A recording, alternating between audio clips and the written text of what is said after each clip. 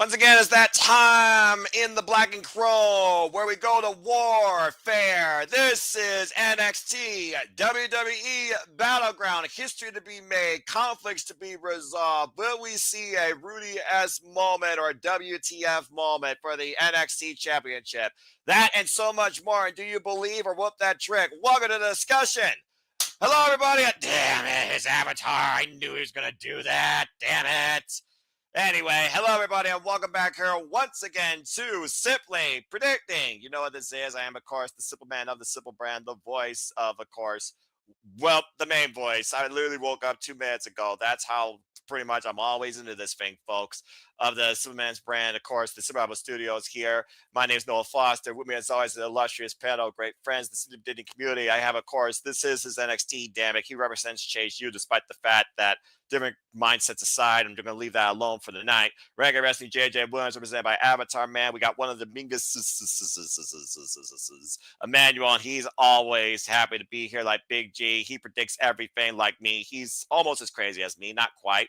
Christopher Rotz. And thank you, everybody, for tuning in so much once again to Simply Predicting. Please shout out to Mark Riven and Jeff Chadwick. Please like, subscribe, comment, tell a friend if you want to dictate the conversation.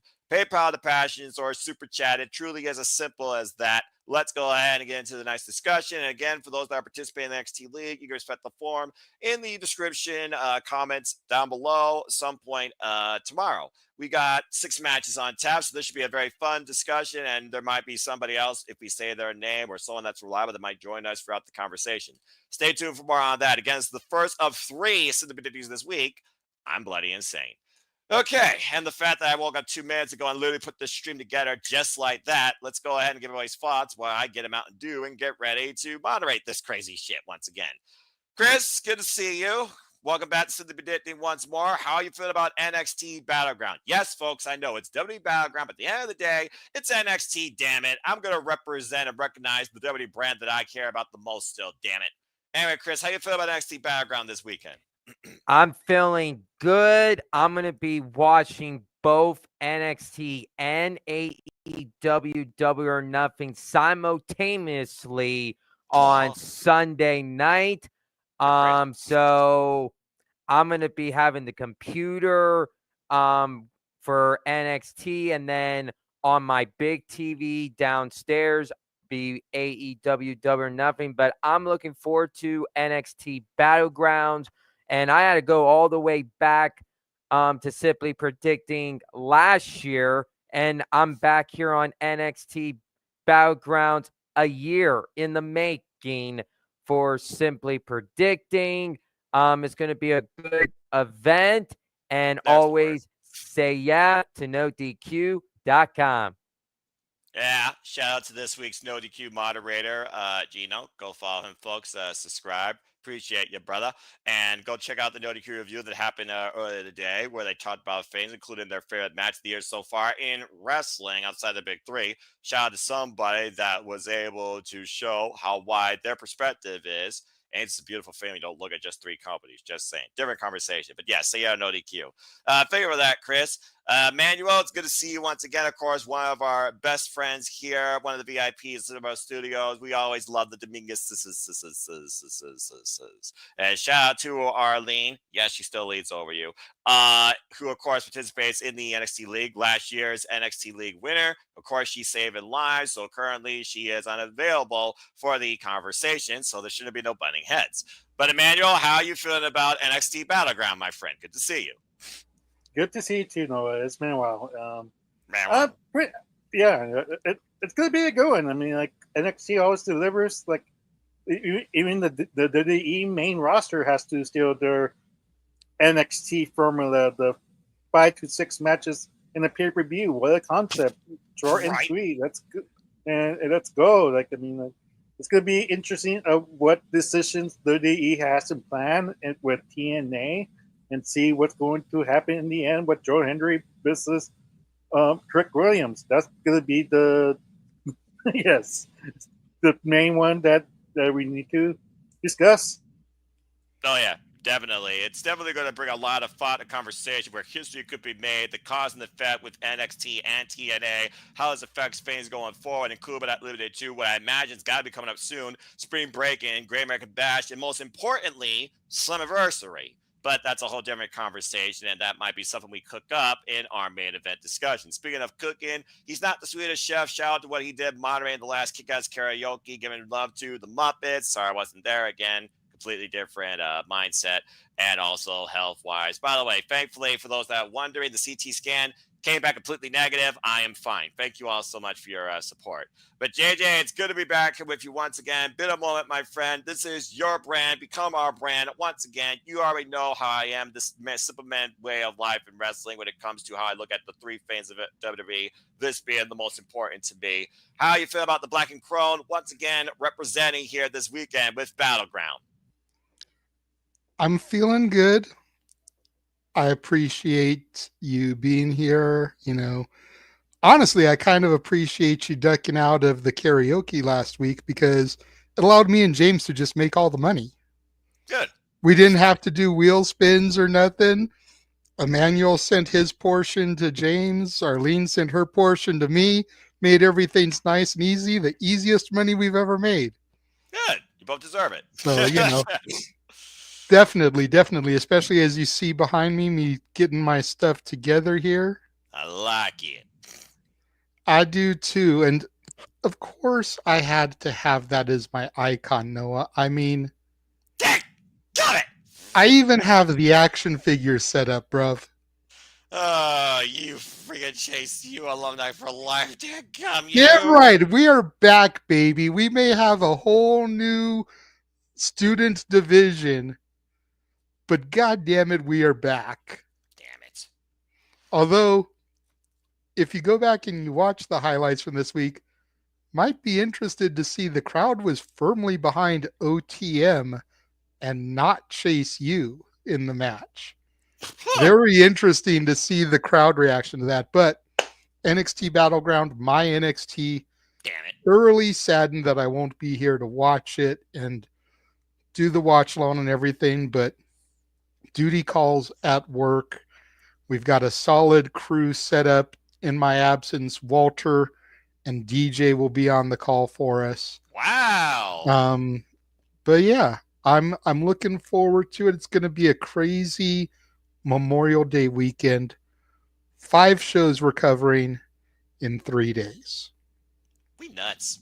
But I love it. I love what this has become, and I love what everyone else has become of what I basically have started to be on the screen as.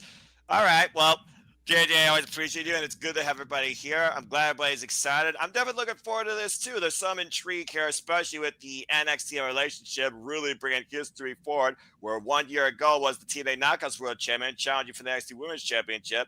Now we have the TNA World Champion defending his title in NXT against a former NXT champion. So there's some very unique what-ifs, cause and effects that could happen here. But I think without further ado, Simply Predicting community, friends, fans, and family, of course, of Sipaba Studios and beyond too.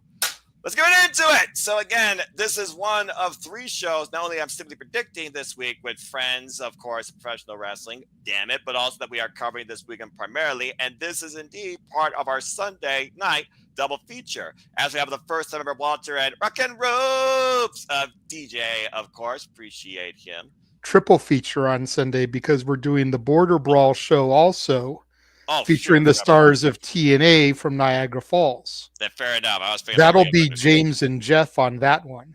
Nice. And of course, it'll be me and our Canadian friend, Ash. Subscribe to Data Bag for Wrestling. Me and her will be covering AEW, Double or Nothing. So I hope everyone just has a great time and engage with all the wrestling and just enjoy it and enjoy life. But yes, tonight, let's stay focused because tonight's about one thing. That's NXT, damn it. It's NXT BattleGround. NXT BattleGround coming to us from the Tampa Bay, Florida area. And yes, it will be on the Peacock, but it'll also be for those that have VPN or are internationally situated outside the 48 continental United States. you, of course, will get it on Netflix. It'll be Sunday night, May 25th, 8 p.m. Eastern Standard Time. I believe there will probably be a kickoff show, knowing them, probably at 7 p.m. Standard Time. So stay tuned for more on that. We got 6 matches on tap here. We have, I believe, 4 championship matches, a grudge 6-man tag, and a battle that might as well be a rip-off of The Sopranos. So let's go ahead and get right into it. We're going to start things off here with what usually sets the pace for NXT, which is the North American Championship. But this case, it's not absolute. It is going to be something that's going to be, I would say, Something! damn it. And also something I'm going to enjoy radical, because these two gave me a super match of the year last year. They're running it back. Let's go ahead and talk about Sol Ruka, our current NXT Women's North American Champion, defending the gold against a very familiar friend, foe, you tell me, Kalani Jordan. Kalani Jordan, of course, has been going after this ever since losing out of the ladder match. And, of course, facing her tag partner, Zarya, who says, you're the champ. You don't need to give it. And as Zarya got 1 win over Kalani Jordan, she got another chance this week and has earned her chance now to face her friend for the very title she won last year, inaugurally, at this very event. So the question stands, do we once again make history? Does Kalani Jordan become a two-time NXT Women's North American Champion, or does Sol Ruka get the better of her friend this go-around? I believe this will be their 3rd singles encounter overall since the two have been together in NXT. Both incredibly dynamic, athletic athletes with a tumbling and tumbling background. And again, this will be Sol Ruka's, I believe, first defense since he's won the title. For those that don't know, so the predicting goes like this. When it comes to the undercard, we, of course, get one person to set the ballot for what they believe is going to be the result. Then we go around and see who agrees or disagrees. But based on the size of this card and our intrigue on a lot of these matches, there might be further discussion. So let's go ahead and kick things off. I always go clockwise, and how interesting the fact that this is his brand. He's right next to me. We start with him. JJ, Kalani Jordan, Sol Ruka, NXT Women's North American Championship. We've followed these two since every inception of this NXT, including the one that almost made me go away from this brand forever and call it obsolete. That's in the past, though. What you got to say about this match, run back, this time with Kalani being the challenger? Do you see a new champion, or does Sol Ruka retain? I think Sol Ruka retains because it's her first defense. It's too soon for her to lose it to Lani. But I don't think this is going to be the end of it. Kalani has definitely been teasing a darker side of herself here as of late. So I could see a disqualification here. I could see Sol stealing it and then Kalani snapping afterwards. Like, I think Kalani is going to give in to the darkness here, and we're going to see her turn heel and unleash a new side of her. She's been wearing her hair differently. There's just been these little intricacies about her that make me think we're going to see her go heel, kind of like when Mello made the heel turn on Trick. You know, granted, Mello had been heel before, but like you could kind of see these little things coming before the trigger was pulled. And we've been seeing that from Lani here the last month or so since prior to Stand and Deliver. And I think it's time we pay off those little things. So Sol retains, Lani goes heel.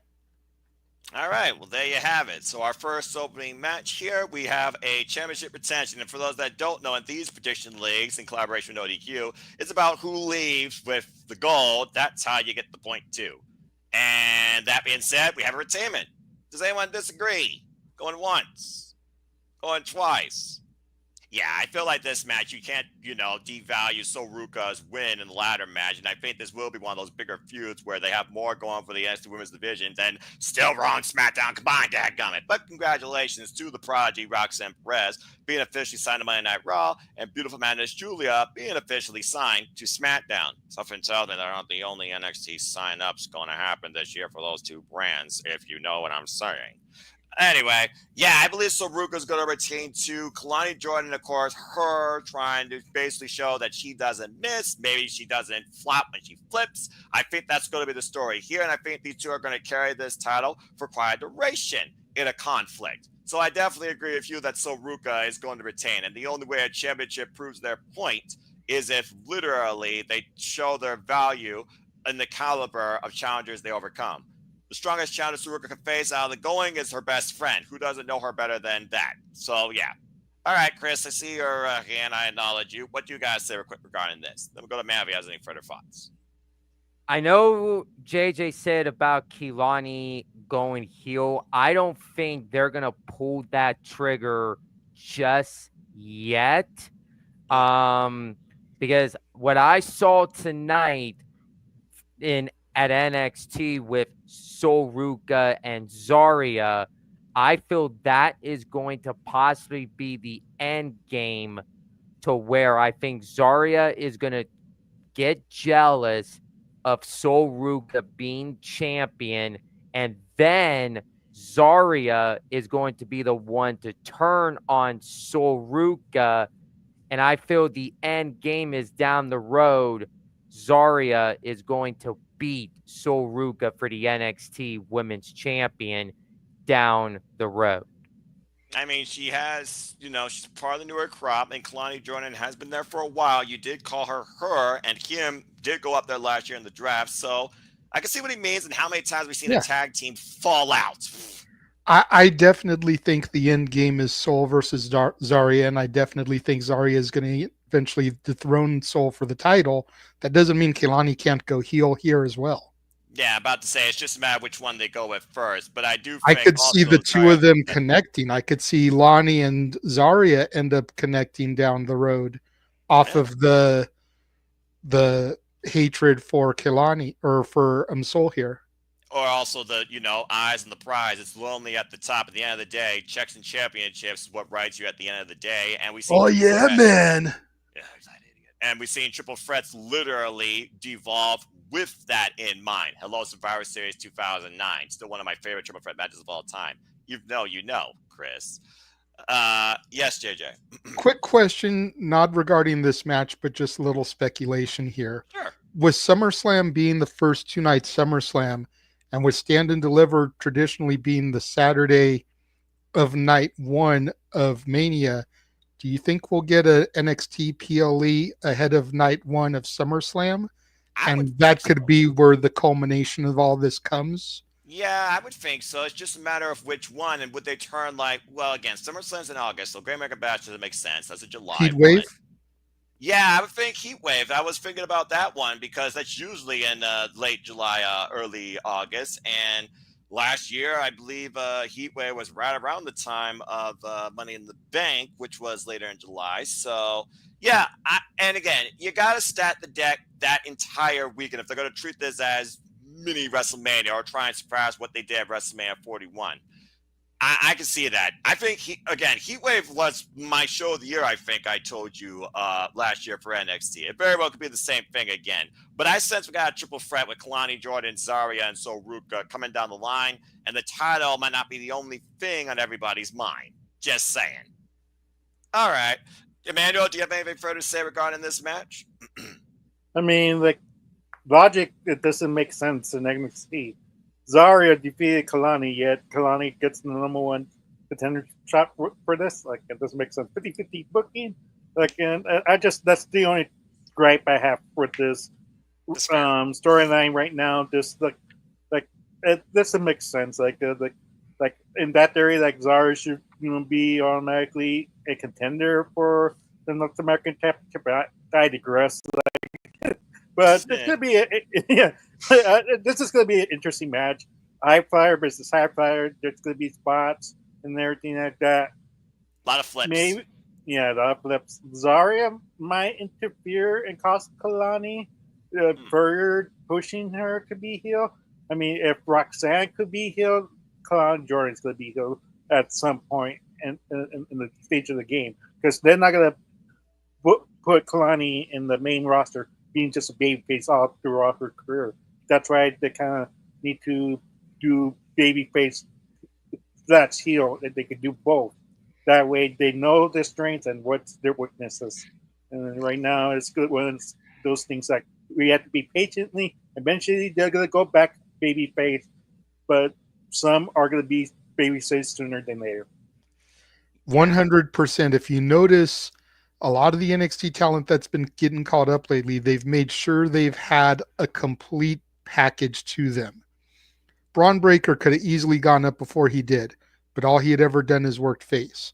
So they turned him heel, did the tag team thing with Corbin. He organically started to get back over.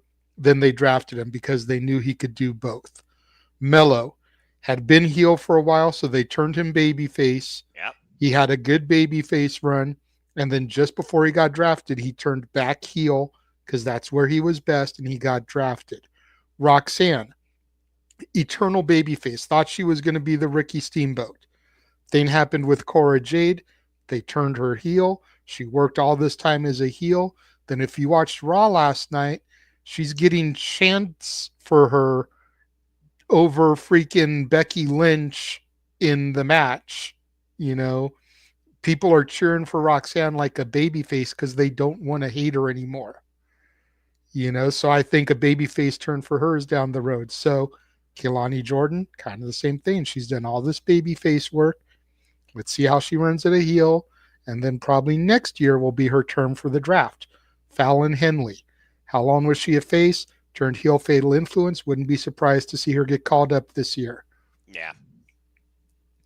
Manuel's got a great point there. Yeah, well, we talked about before how, yeah, they got to evolve, but NXT is where you evolve to find out where you can actually thrive or dive on the main roster. And speaking of evolve, shout out to Sean Legacy, who won an opportunity at Ricky Saints in the match tonight on NXT. Evolve talent gets a shot at the North American title. Spoiler alert for the West Coast. I haven't seen it yet, but spoiler alert. You know what? It is what it is. All right. I'm East. You're West. You're West. I mean, I was watching a bootleg stream because I knew we were doing this, so I had to see what matches were getting announced, added. You know, it is what it is. Normally, I don't do the bootleg stream for NXT unless it's a watch along, but right. Had predictions, so had to be on top of things. The friggin' seed, you know, someone has to be, and Lord knows I try to be on top of everything. But the way of the simple man is some stuff's highlighted, some stuff is live, some stuff is the next day. Noah was napping later. Yeah, I've been napping more than sleeping. I'm not sure if that's healthy or not, but hey, it works. And today, legitimately, between weather and headache and work, from hell, I needed to nap. I just napped a lot longer than expected. And damn right, nothing's ever easy. But hey, we still keep going. All right, speaking of which, let's keep going. But yeah, good stuff. So far, one match in, we all believe Silverberg's going to retain. But this for Kehlani Jordan is just beginning. And I'm very looking forward to this feud, especially with how chaotic it's going to get when you add weapons into play. Because I know NXT is going to do that with these two. And probably Zarya. All right. Well, speaking of conflict, speaking of things that might involve weapons, speaking of trying to prove a point, the Collins been trying to prove a point since Shawn Spears lost the NXT North American Championship to, of course, absolute Ricky Saints. For those that are watching NXT or unaware of his name in NXT, WWE name change, not completely bad. But let's go ahead and talk about this next match. And Christopher Rods, you're on point. We got 6-man tag team action. As, of course, Inamura Perez Noah is no longer with NXT. All right, got though. Josh Briggs still is. Josh Briggs teams with Hank and Tank, the NXT Tag Team Champions, taking on the Culling. Of course, Shawn Spears and his crew, and you got to watch out for Izzy Dane. And, of course, Izzy Dane was previously involved in the ladder match for the NXT Women's North American Championship. Not a bad showing. Came pretty close.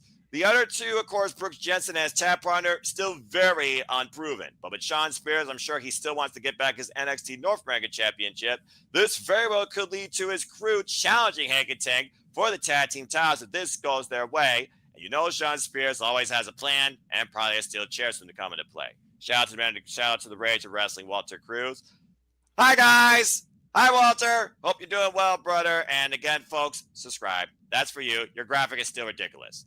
Anyway, Chris, you're on point. What do you see coming out of this 6-man tag team match? Do we get future challengers for the NXT Tag Team Championships, or the Calling fall in the dark, knowing that Dark State already has a win over the tag team champions and the TNA champion, lest we forget. Go ahead. Well, when this match was announced, like tonight, I was saying, okay, who deserves this win more? But what I saw at the end, who got the upper hands was Hank and Tank and Josh Briggs. So whoever here got we go. the upper hand, that technically means that they're going to be losing at the PLE. So I'm going to have to say this. If this going to cost me a point or gain me a point, I'm throwing this out there. I have the calling winning this 6-man tag match on Sunday, and I have either one of the calling members pinning either Hank or Tank this Sunday to elevate them, to challenge them for the NXT Tag Team Champions down the road. So I have the calling as of right now. And of course, you all know your predictions are not final until the deadline, as I always put out. And of course, predictions will be finalized this Sunday night, 6:30 p.m. Eastern Standard Time, because I got to prepare for the other madness I'm calling with Vash, and that's sure to be very unique. Looking forward to my Canadian friend. All right, so we have the ballot for this match being the calling. And again, you could almost call this show kind of a reset point for NXT, despite the fact they literally just stood and delivered, which is crazy to think about. But yeah, we got to figure out who's going to challenge for all these championships. And so far, since these championships have been given a new champions, or earned, at Stand Deliver, they really haven't had any challengers. So this kind of does set a pace. So that being said, he has the calling. Does anyone disagree? Going once. Going twice. Yeah, I think you hit the nail on the head there, Chris. And again, without Sean Spears having any gold, the calling definitely needs to figure out some way to rebound here in this NXT landscape. You were talking about OTM earlier. Maybe they're trying to do an OTM babyface run, because we already know they all love Miss Paca, and that's a whole different conversation and conflict. Good grief, now I'm getting into it. This is dangerous. Then again, we're also in Florida, so maybe people are pissed off that Vice City got delayed till March last year. Don't hate on Jada Parker, dude. I'm not. She is so good. As a matter of fact, throw Walter's graphic up there one more time so we can admire Miss Parker. Hi, Miss Parker. You pathetic, weak-minded simpleton. Anyway, yeah, I think you're on point. Plus, also, Izzy Dame, Hank and Tank, they don't have a fourth in their corner to counter that. And we all know how well an outside interference can go sometimes, or an outside player, especially the female variety. Yeah, the outside interference, I think, is the key. I'm almost wondering if this match is going to go to a no contest, because to Chris's point, Dark State has a victory over them. Mm-hmm. You know, so I don't know if Dark State is going to get upset because they're not on the card and they're not getting a title opportunity here. Like, what's their MO? Like, do they care about getting gold, or do they care about causing anarchy in their own way? Like, what have they done since that 6-man tag? By winning gold, don't you cause anarchy? Because you throw the entire division into an uproar. I would think so, but this is NXT, and I'm not Shawn Michaels or Triple H. I don't think Hank and Tank are going to be long-term champions. They've already proven to hold the titles longer than Chase U, which kind of pisses me off. But they're going to be short-term champions. They're going to lose those titles to Dark State. The question is when, not if. I figured they were going to get the shot here at BattleGround, but they went a different direction. Mm-hmm. Question is, what do they do next? And is that where they pull the trigger? But Hank and Tank aren't going to be long-term champions. Yeah, I don't think so either. Again, they had their moment. That still Blaze shocks me. That arguably might have been the best WWE tag team match that I've seen in a long time, let alone this year. Thank you, Fraxon, for what you did. So it's just one of those things right now that where, again, they have no challengers. So how you build a challenger? You get a win on them. And if one team that wants to cause mischief versus another team that wants to bring forth pain for their family, sounds like a match in the dark waiting to happen for number one contendership. It'd be interesting to see Dark State, which is not heel or face, while the calling is clearly heels, all trying to prove their own point as it is. It'd be interesting to see how that would develop, and if they would show up here, to your point, destroying everybody. But either way, I still think that's going to go in the way of the calling, because Sean Spears right now, he needs to actually lead his family to some sort of glory to bring their truths to light. And that's the whole purpose of why the calling was brought together in the first place, lest we forget. Manuel, do you have anything further to say regarding the 6-man tag? I mean, like the only thing I might see George Briggs turn heel, and turns on the Hank and Tank, and that's how you get that victory. Because he's lost, like he lost his best friend. He's now all alone again for the second time, losing his family. And now he was like it's just like one of those things. Like I think Sean Spears is gonna convince him to join the Colon, which is the dumbest name because I feel like who reads Twilight? I mean that what's that, like I heard the Colons. It reminds me of the Colon family, Edward Colon, and the vampires and stuff. And we don't want to talk about that. Please no. Shame on you, Emmanuel, for bringing that up. But that would be good because it's a good way that you could kind of organically bring Briggs and Jensen back together. Yeah. Case in point, former tag team champions, NXT and NXT UK. You're NXT UK. Black and red forever, damn it. Plus, It's like Chase U, black and red. It's all the more reason you should like them, Noah. They got your colors. You just said black and red. Did he not just say black and red for life, Chris? Did he not just say black and red for life, Emmanuel? Yes. Chase U, black and red, baby. Don't use the brand that brought me back to NXT in a dark way, unless you want to bring out the darkness inside me, like the Collins trying to bring their darkness to light. That's all. And if you'd like to hear Noah rant, super chat, simple as that. Oh, here we go. My heart is fine. 0 negative right now, negative results, and all of a sudden, everyone wants me to get back on the freaking Joey Styles, Marvinello loudness bandwagon. Hey, you know what? You missed karaoke. We got to get something out of you here some way.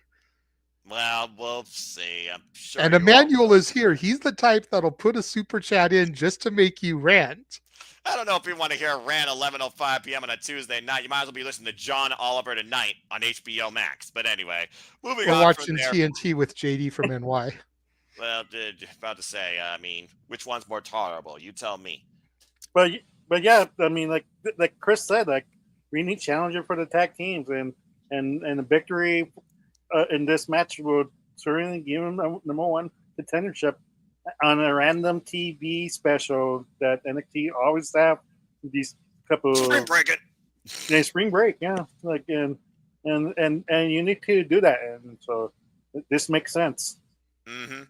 Well, again, I do think sometimes you don't use the word logic, but you do use the word sometimes that makes sense or certain structure in a way, and I do think WWE once in a while actually does that a little better. But in this case, so far, based on the results, again, this is NXT. Shawn Michaels and Triple H have surprised us before. We've all seen how far this brand can hurt us in predictions. All of us. So we'll see what happens. That to the being point said, where I lost to Arlene last year. you're the one that said it, not me. And you need to quit getting over. You need to quit saying that. You need to bring yourself up. This is your brand, damn it. You need to stand and deliver by the end, by deadline. The problem I think is that I get so sucked into what I would do that I miss what's right in front of me. That's fair. I think that's what happens to me more often than not because I used to book for my old promotion. Yep. So I see what's in front of me and it's like, what would I do instead of what's right in front of me? Where are they going to go? Yeah, exactly. You got to swerve literally on their way versus your own way. Go on, meets. Anyway, let's move on. Stop it. Okay, talking about a different type of match here. Not for a title, not necessarily for a title shot, but this is for a title of the Dawn of the Family. We're going to see what happens and who gets whacked without a kiss, maybe a glow bar. It is, of course, Channing Stacks Lorenzo taking on the Dawn of NXT. You know what I'm talking about. Tony D'Angelo, the former NXT North American champion. Now, I will say former Heritage Cup champion, former tag champion. Put some stank on Tony D's name. The only title he hasn't held is the world title. Well, he's challenging the Dragunov for that. But to your point, I think the North American one was the most valuable because let's not forget who he beat for that. Just saying. Anyway, it's his underboss taking on literally his former boss. Make it as personal as possible against the family. Add to what we saw what happened at Stand Deliver against Dark State, lest we forget. So, bottom line, what can we expect happening here? And is this truly one person that's going to sleep with the fishes? Emmanuel, you're on tap for this grudge match. Who takes the title of the Dawn of NXT? Tony D or Channing Stacks? Me personally, I would like to see Stacks win it, but knowing NXT, they're gonna have Tony D'Angelo get over his underboss. Like it's one of those things like I want Stacks to be elevated after this, but I could just see this feud continuing. Tony D'Angelo winning and then from behind, Stacks attacks and furring the rivalry and everything like that, making it a hardcore match and etc. etc. And it's like the world's open. There's more story to it. So it's like one of those things. Like, where do you want to head? You want the underboss to go over, Tony, and that'll be the end of the story. Like, he already proved his point. He's better than the boss. So it'd be poetic if the boss teach the underboss a lesson or two, and he hasn't taught him everything. And so Tony D'Angelo for the win. All right. So we got Tony D remaining the Dawn of NXT. And again, will this be the last time that we see Channing Stacks with him in the ring? Evidently. All right, he's got Tony D winning. Does anyone disagree? Going, what? Wow. Well, this should be interesting. You both went up at the same time, so we'll go ahead and just go literally kind of clockwise with this conversation. I'm very curious. The first time we're not in unanimous discussion. I'm going to say my thoughts for last, considering y'all know how I feel about this. At one point, I called him a promo ripoff. But Tony D's proved a lot to me. Can Channing Stacks do the same, or has he done it already? Go leave my thoughts suspension disbelief for now. Christopher Rotz, go ahead, say your piece. What you got to say regarding this match? Well, I got Stacks winning because this is the thing. He just turned heel at Stand and Deliver. And what? If he loses, then what was the whole entire point of turning on the family? If he loses, then the whole entire heel turn was for nothing. But I'm going to say Stacks, he's going to put down Tony D'Angelo because the thing is this, Tony D'Angelo, he has done a lot in NXT and there's nothing left for him after this because, yeah, we're getting the the WWE draft coming up. I see Tony D'Angelo going to the main roster and having like a reset on what is going to happen when he goes to the main roster. So I have Channing Stacks Lorenzo putting down the Dawn of NXT. All right, then. Interesting standpoint. It's one of those things you try to prove a point. Do you beat a man or do you break a man? And do you mess with his family in the process, as we've seen with the lawyer and, of course, his babe, Riesel? Of course, we saw him literally threaten her safety last week when, of course, JJ, he showed him that I knew where the safe house is. And we saw how that affected him in a match against Wes Lee. And, of course, we saw what happened tonight on NXT, furthering that tension. But to a point, I don't know if he's looking for a win. I think he's looking for a statement that I should be the one that leads the family. Do you get that by force, or do you just get that with a simple victory? I don't think this is going to be clean. What do you guys say regarding this match? Chris said quite a bit of what I was going to say. As we do sometimes. And it's rare that him and I are on the same frequency, but to the point, if Stacks loses, what was the point of the heel turn? There's somebody that's in a safe house, and there's somebody who has been MIA since the NXT after Stand and Deliver. We last saw him in the desert. Mm-hmm. We know what happens out there. Oh, yeah. I've seen the movie Casino. There's a lot of problems buried in that Las Vegas desert. That's not the only movie where that's demonstrated, by the way, and I understand that reference. Continue. I'm Italian, by the way, folks. To your point about there being interfusion or chaos and, interference and everything, Mm-hmm. I think we see Luca Crucifino return and help Stax. Because Stax spared him in the desert. He gave him a choice. And rather than being a problem buried in the desert, he's going to turn. I do agree that Tony is probably going to get called up whenever the draft is. And the rumor that was circulating was that it was going to be the Raw after BattleGround. It was going to be while they're in Tampa, but they've made no public announcement of it. Mm-hmm. So unless they make the announcement on SmackDown this week, I don't think it's happening. I agree. This can't be a one-off. It has to be a best of series. But again, it's got to be tit for tat. It's got to be, I learned from the boss. I learned from the Don. And I'm pulling stuff from the Don that can ultimately culminate in the Don. I taught you everything you know, but not everything I know. That's what I'm thinking here. I think Tony will end up winning the war, but Stax is going to win the battle. Stax wins on Saturday. Yeah, and again, we know that he has no problem using a crowbar against him, and it wouldn't surprise me if that comes into play, because that really has been the smoking gun in this rivalry. And if we get Luca coming in to help Stax, the question becomes, what's the tat? Who comes to help Tony? Rizzo? Do we get, that's too obvious. True. Do you get a return of a Nunzio? Do you get a Big Vito?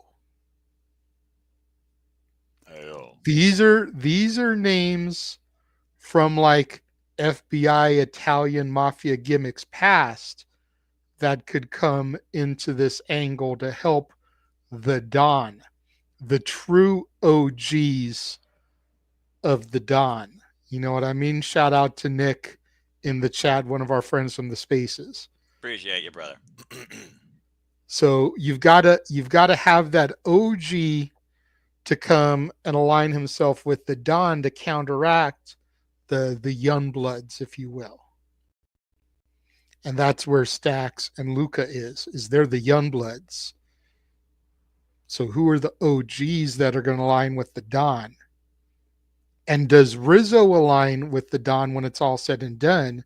Or does she feel animosity towards Tony because he hit her and Stax knew where she was?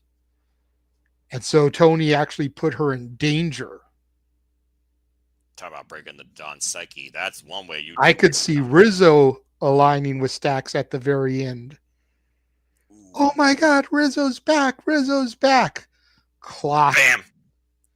Well, that's not the first time a woman betrayed the Don, lest we forget Izzy Dame, who literally betrayed the family from within. Poor Tony D. It's a cruel, cutthroat world in the mafia, even in NXT. Yes, Manuel, I see your hand. What you guys say regarding this? And just to put you on blast, you're the odd one out, because I also agree that the win's going to go to Stax. But go ahead. No, that's fine. That's fine. Like I said, like for me on paper, it's Stax win this. Like, let's get that phrase. Like, but it's just one of those things. Like, I have a gut feeling that he has other plans. That type of deal. So like, yeah, that's what I'm saying. Like, that's all I'm saying. Like, because I agree with you guys. Like, Stax on paper should win this. But like I have like a deep feeling that it might not turn that way, and my counter for you, JJ, is a winner, like loser leaves NXT stipulation, since they're like the mob, and that's how you get rid of Tony D'Angelo. Right, Like I said, sunset. or Yeah. blow it up in a boat. That's what they did with the D'Angelo family and the Legado. Yeah, exactly. So, my thing is like, what if they kind of say that in the end, like Tony wins, and then we think Luca is gonna help out the Don, but secretly he attacks Tony lining up after the match. Like it could be that way too. Like Slow burn. the slow burn. Like it doesn't mean Tony's gonna win this. I have what I think is going to happen. But like hopefully you're right. Maybe it does. It gives Stacks the momentum. But look at how many people who had turned heel and did nothing. Rich Holland, anyway.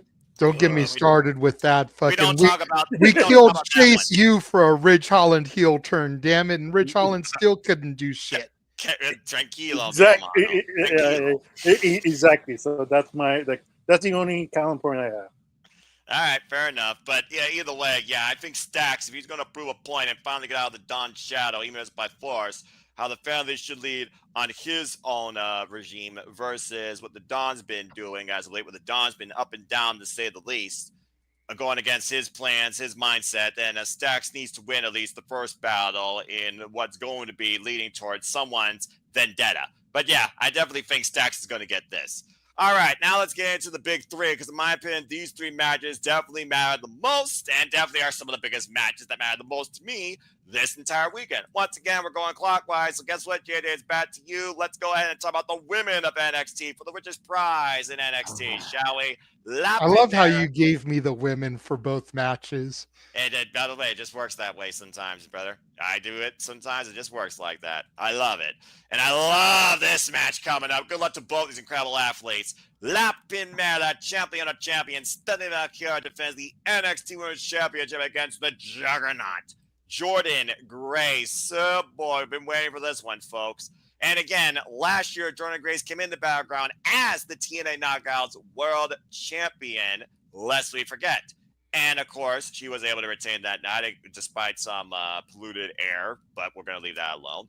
Of course, Jordynne Grace, she officially is now part of NXT. She is the history maker. She is the trailblazer. She is that juggernaut. She's been the unstoppable force of professional wrestling for a long time, but this is her first shot here one-on-one in NXT for NXT's richest prize. Stephanie Valkyria, of course, overcoming the likes of her and Julia and Miss Parker, along with others, and of course, culminating in champion versus champion at Roadblock, where she was formerly both NXT Women's and NXT Women's North American champion.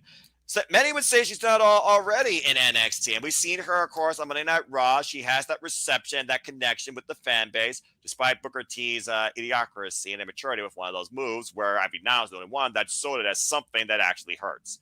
The bottom line, are we looking at La Primera's last stand in NXT and the rise of a juggernaut, or does she do it once again and keep Jordynne Grace underneath her in this incredible women's roster, to say the least? Do we get a title change here? It's going to be a battle, to say the least. So, JJ, it's on you. Do you have a brand new NXT Women's Champion? And is her name Jordynne Grace? Or is it somebody else yet to be seen, considering how deep this division is?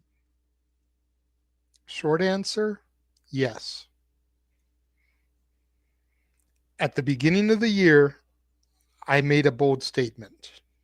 I remember that statement, too. That's why I'm glad he's going first. And I quote, Julia, Roxanne, Stephanie, and Jordynne would all be called up to the main roster. That they weren't going to be in NXT for long. Where's Roxanne? Officially on Raw. Where's Julia? Officially on SmackDown. So that just leaves these two. And they're going one-on-one. In theory, based off of what I said, the rumor is the draft is Monday. In theory, based off the rumor. Yes. If that's going to happen, and Jordynne Grace just did an interview with Chris Van Vliet where she said that she wants to stay in NXT for a while, then that means Stephanie needs to lose the title. Because Stephanie has appeared on Raw. She just hasn't become official yet. The only main roster appearances Jordan has made is in the Rumble. That doesn't count. No. Once was as the TNA Knockouts champion. Once was her official debut for the company. Doesn't really count. So Stephanie would have to lose the title. She's already in the history books. The first ever double champion to defend one of the championships. Traditionally in WWE lore, double champions, when they go to defend, lose one of the titles. Stephanie is the first person, not woman, person, Thank you. to successfully defend a championship as double champion. Both championships the same night, to your point. Yes. So Stephanie has nothing more to prove here. And I see Jordan staying in NXT until draft season next year. Because she wants to be there. She wants to be that anchor for the women's division. And with Worlds Collide coming in just a couple of weeks, nothing being announced for the card yet, but a good chunk of the luchadors that you can figure are going to be booked for that show are on the main roster, not NXT. Yep. Stephanie Vaquer would be the only person booked from NXT more than likely. So you may as well move her to the main roster before then. Let her join the Lucha Brothers. Let her join the LWO. Let her join Los Garza. Let her join the Lucha legend El Grande Americano. No, not gonna do it tonight. I'm not gonna do it tonight. Not gonna do it tonight. Gracias.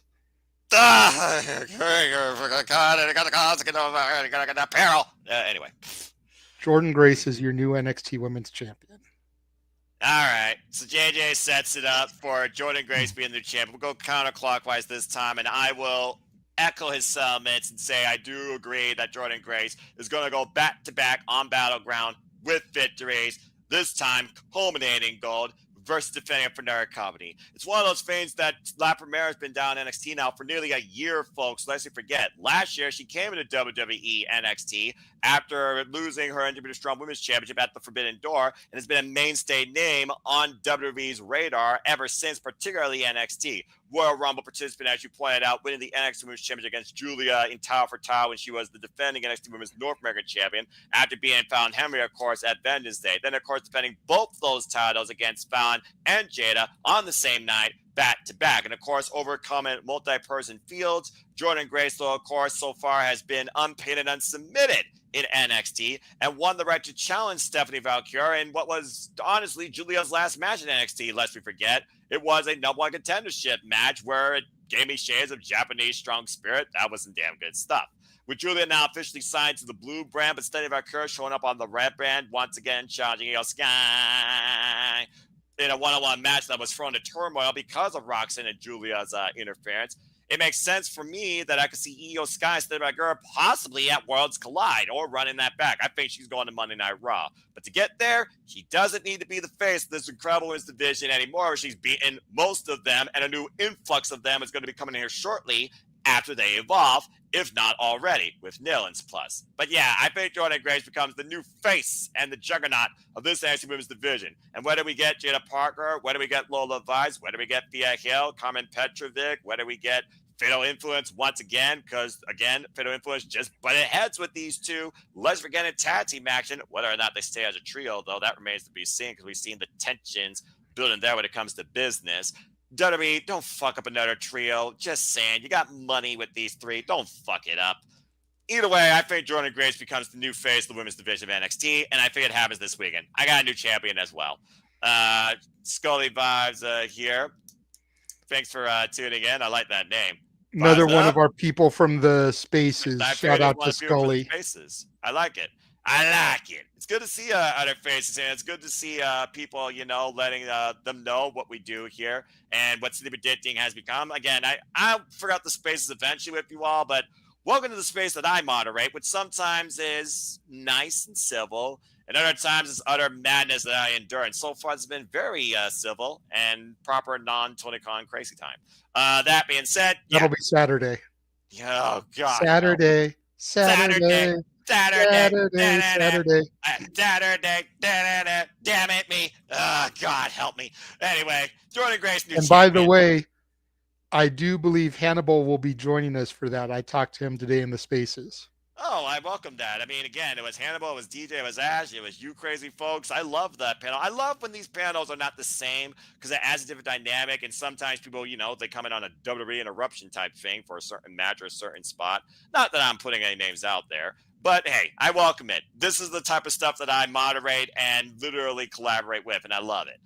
Anyway, that's 2 for a new champion. Will it be 3? Let's go down to Emmanuel and see what he has to say regarding this. Emmanuel, what do you guys say regarding the NXT Women's Championship? Do you have Jordan Grace winning, or do you have Stephanie Valkyrie somehow retaining? For you people, that was your makeup for Noah's Saturday's karaoke night. If you missed it, Damn he it. sang for free without getting paid. Thank you. Right? Right? You didn't even have to super chat for that one, Emmanuel. Yeah, you caught me off guard and non-copyright, but anyway, continue. Damn you. Yeah, I mean, you guys put the nail in the coffin. I mean, like, this is Jordan Grace's, moment to get the title. I mean, Stephanie has proven everything she has to do in the NXT. She's ready. I mean, like, I don't know what else you could do with her in the NXT roster. Like, I mean, like I don't like. Unfortunately, right now, like the NXT woman right now is kind of it's stacked, but like at the same time, they need to start to build contenders for these the upper tier ladies for Jordan Grace. I mean, and Stephanie Baker, like that's why they're kind of sort of struggling with these 3, the Julia, Stephanie, and Jordan, because like those were the 3 that were focusing on the most, and now if once Stephanie gets called, maybe finally we could have some stability and more fresh new faces trying to face the NXT Women Champion. My only concern for Jordan Grace is that I'm not sure if it's me, like maybe it's just me, but I don't think personally Jordan Grace has gone over yet as a wrestler in NXT yet. Maybe NXT kind of more in favor of a Stephanie and more of a Julia, that Jordan Grace seems more beneath them. But who knows? Like, I don't know. Like, maybe it's just me. Like I said. But she's still, very young to NXT. Let's forget, she's truly been involved with NXT since the Royal Rumble, to JJ's point. But I do think a match that really helped Jordan Grace connect with the NXT universe was that match with Julia. It was definitely one of the biggest 50-on-50 reactions I've heard from the NXT fleet when it comes to women in that ring. So I think the jury is still out, but beating Stephanie Valkyrie and showed respect afterwards, I think will definitely prove, Jordan Grace, you belong here in NXT, and we accept you. Yeah, exactly. So hopefully that will pull her over in the long run and make her a bigger star than she is right now. Because right now, like, I don't see it, but maybe with this victory this Saturday, it's going to elevate her and make her more of a big deal. Because right now, like, as of this right now, like, I'm just not feeling that. Like, it's just one of those things. Like, I hope with this victory it does. So that's all I have to say. Yeah, fair enough. So he is going with Stephanie, but he's going with Grace as well. But again, I'm tired, folks. But still, he wants to see if she truly connects to a level like Stephanie, and he doesn't believe that she's done that yet. But I think we all believe that she can do that, and beating Stephanie for the various Women's Championship is a great way to do that, not in a W2K25 My GM mode video game. And by the way, Emmanuel, it's Sunday that this is on, not Saturday. Botch. Anyway, 3 for 3. All right, is it going to be unanimous? Christopher Rotz, what do you guys say regarding the NXT Women's Championship? Do you have Jordan Grace or Stephanie Valkyrie? Bring it home. Well,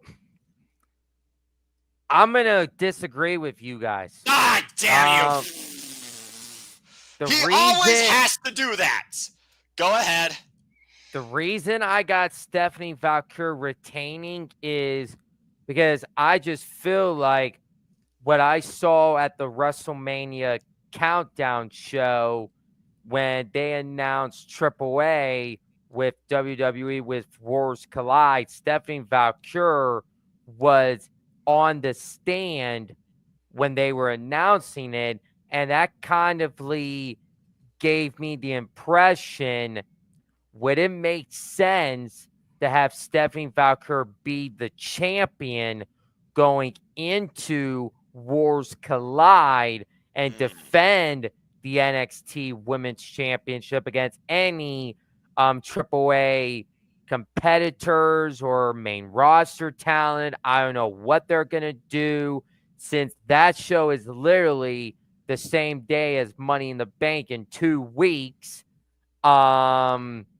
So that kind of put me in the saying, have Stephanie retain, and she could go and defend that championship at Wars Collide. So Sunday, I got La Primera retaining on Sunday.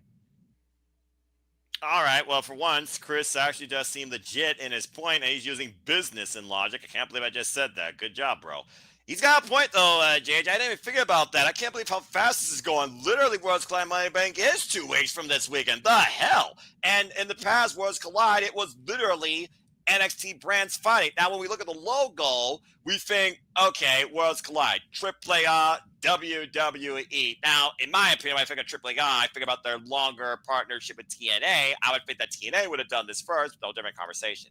But yeah, Worlds Collide, is it going to be main roster focused, or is it actually going to be NXT focused? Because if it is NXT focused, despite what we saw on the countdown with that display, then I would think that Stephanie Valkyrie, being formerly a CMLL Women's Tag Team Champion, defending the NXT Championship at AAA or against AAA Town would be huge for this new, not interpromotional thing, but acquisition for WWE. Lest we forget, WWE now owns AAA. All right, it's not like a multi-year deal thing. They own them, lock and key, stock and barrel. They don't own TNA yet, but that very well might be coming down the pipeline. But that's a good thought, Chris. I didn't figure about that. Manuel, I do see you have your hand up real quick. Go ahead and share your thoughts beyond that. And JJ, unless you have anything further, I think we'll move on. But he's got a unique point. I do have something to add, but Emmanuel can go first. Go ahead, yeah. Long shot, counterpoint, Chris. She loses, but in the triple threat Money in the Bank match, there's a mystery woman entering. Who can it be? Stephanie Valkyrie. And then that's how you promote Money in the Bank for the Latinos, going Stephanie Valkyrie entrando en la Money in the Bank. Yeah. Lucha para competir para una oportunidad para el campeonato, and that's how you do that. Like, the Latino market is gonna say, maybe I should see this Money in the Bank match, because remember, most of the Mexican don't like I said before, AAA and CMLL, they think that that's the real wrestling. WWE is the fake wrestling. It's not real wrestling towards them, but that's what the Mexicans believe. So what a way to promote. Hey, if you think she's a real wrestler, you gotta believe that WWE is in the same league and it's considered real wrestling that most of the Latinos don't believe down there. So I'm telling you that as a right now. Like, I know it's baloney because it's it's all scripted. We all know wrestling is scripted, but that's what. Don't say that. But I know, but we all know that, as a long-term fans. But it's Fair enough. one of those mentalities that they believe that that's real wrestling and that nothing really else matters, not in AEW. Well, that's one company, but basically, when it comes to WWE, already many smaller promotions are like, this place is a monopoly. It's going to consume us. Again, jury's still out on that.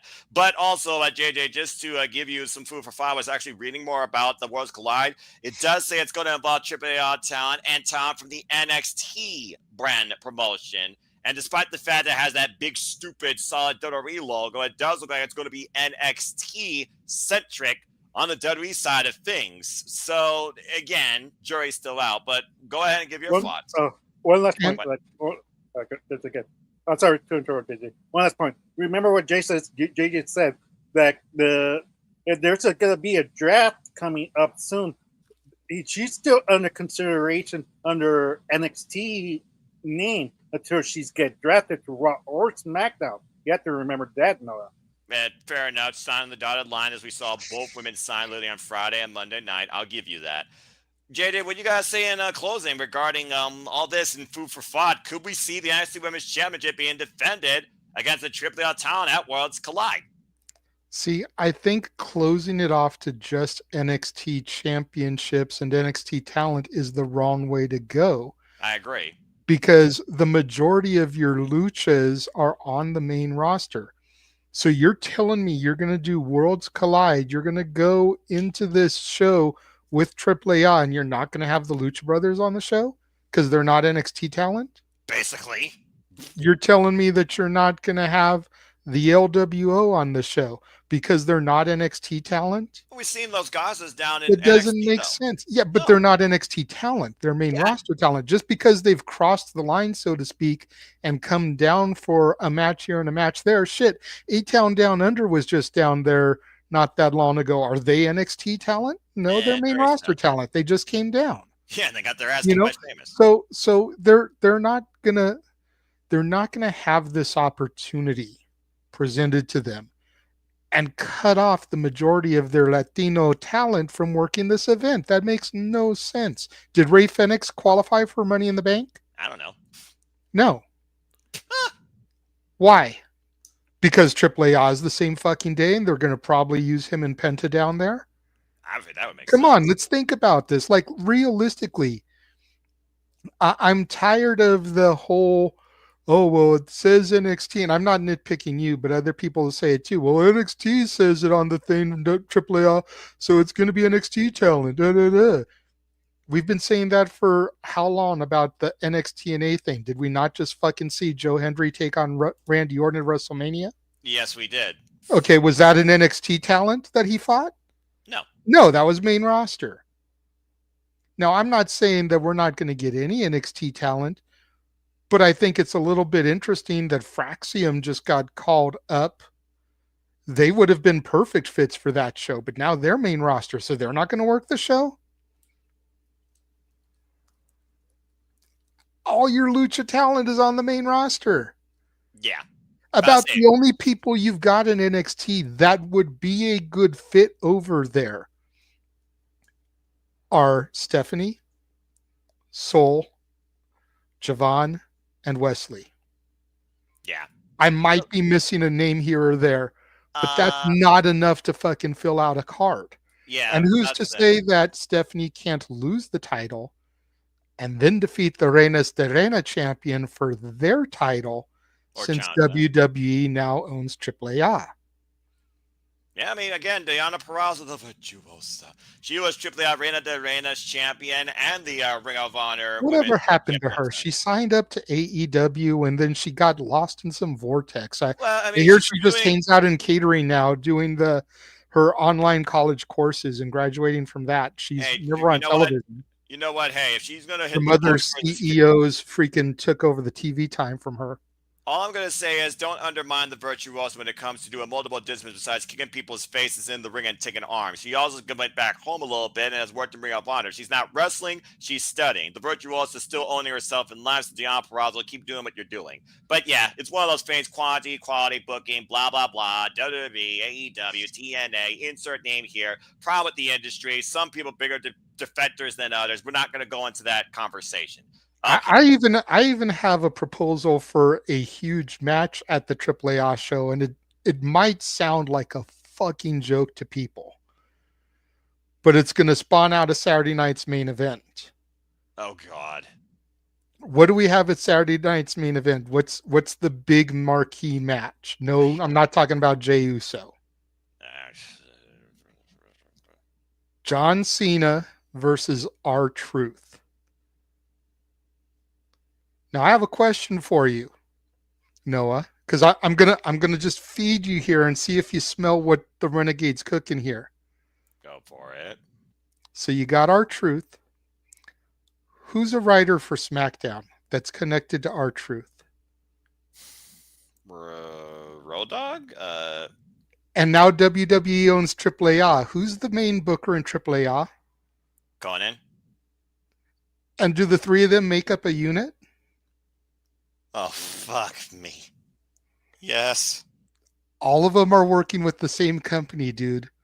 AAA Worlds Collide, 3LK versus Cena and two partners.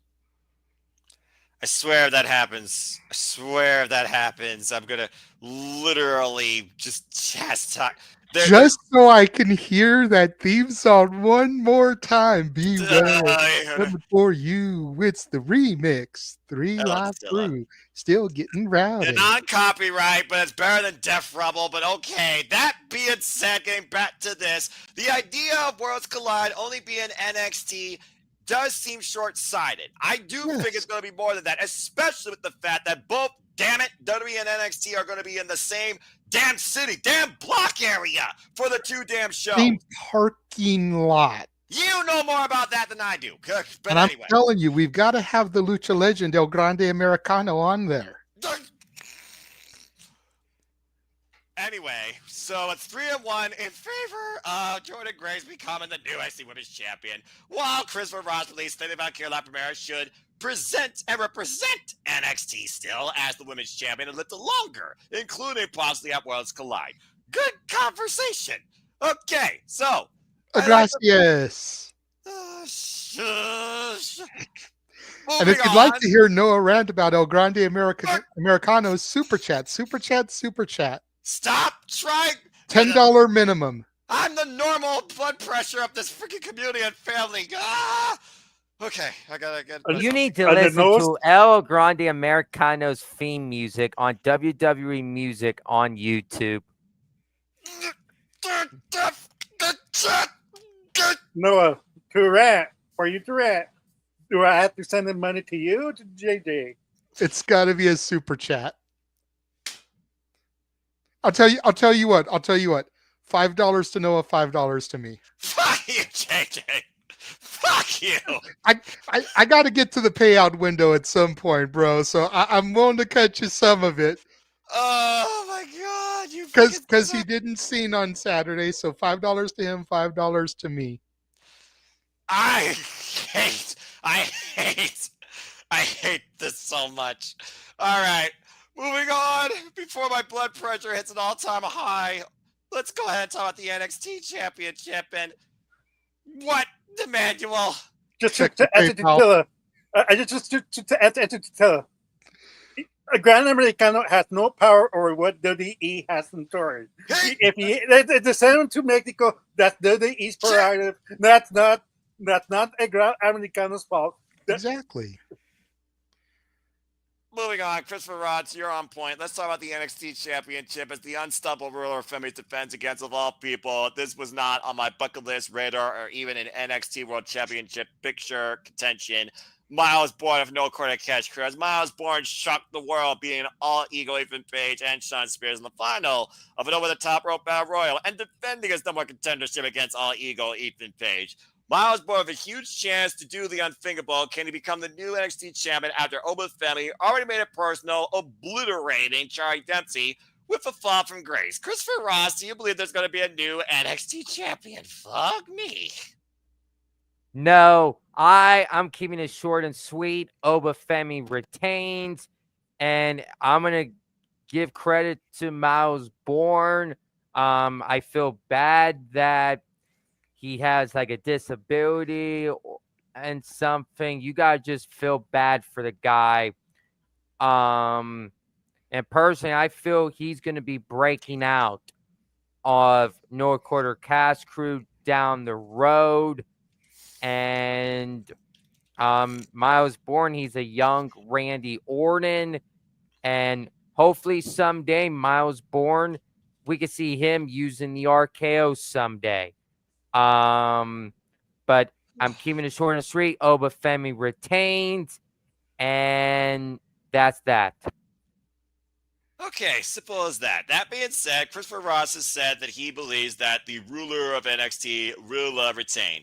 Okay, going again. Counterclockwise. Going to JJ next. JJ Olafemi, he's been your guy since the Breakout 20 last year. He's been the NXT champion since New Year's Evil this year. And he's literally destroyed everybody underneath NXT and TNA. Let's forget that incredible match against Moose. That's still one of my favorite matches of the year from NXT and WWE overall. It feels like nobody. You want to talk about people that could literally lead a division, and we need new challengers. I don't think there's anybody right now, even in NXT or TNA, that could match up to Obafemi and be believable one-on-one to take the championship from him, or should. So I think it's going to be really obvious from all of us here, but do you have anything further to say regarding Miles Bourne WTF moment that very well could happen in an alternate universe? I mean, I'm not going against Oba. None of us No. are going against Oba, I don't think. No. But all it takes is 3 seconds. True that. And you could have a huge upset. Nobody thought the Kid was going to defeat Razor Ramon until he pinned him and became the 1-2-3 Kid. Hello. You know, so anything can happen on any given Sunday, as they like to say when it comes to the NFL. I did like, and I know you watch highlights, but I also know you were napping, so I don't know if you've seen the highlights yet from tonight. Not tonight. I encourage you to go back and watch the face-off between Miles Bourne and Obafemi. Because it was really good. Oba seemed very confident, as the ruler should, but he also presented himself like he wasn't going to take Miles lightly, because he realizes what's burning inside of Miles, and the fact that he's not just doing this for himself, but for everybody else out there who's got a disability, to prove that they can do it, because he is deaf. Wow. In case you didn't know, Miles Bourne is a deaf wrestler. I don't know. So he is out there to prove to the world that anybody can do this. Respect. And what a story that would make if Bourne could pull off that upset. You know, now you're talking about like a Rudy moment. I don't think we're going to get it, but Miles Bourne made a great comment in his promo. Even rulers fall. And it made you start to think a second, like, could this actually happen?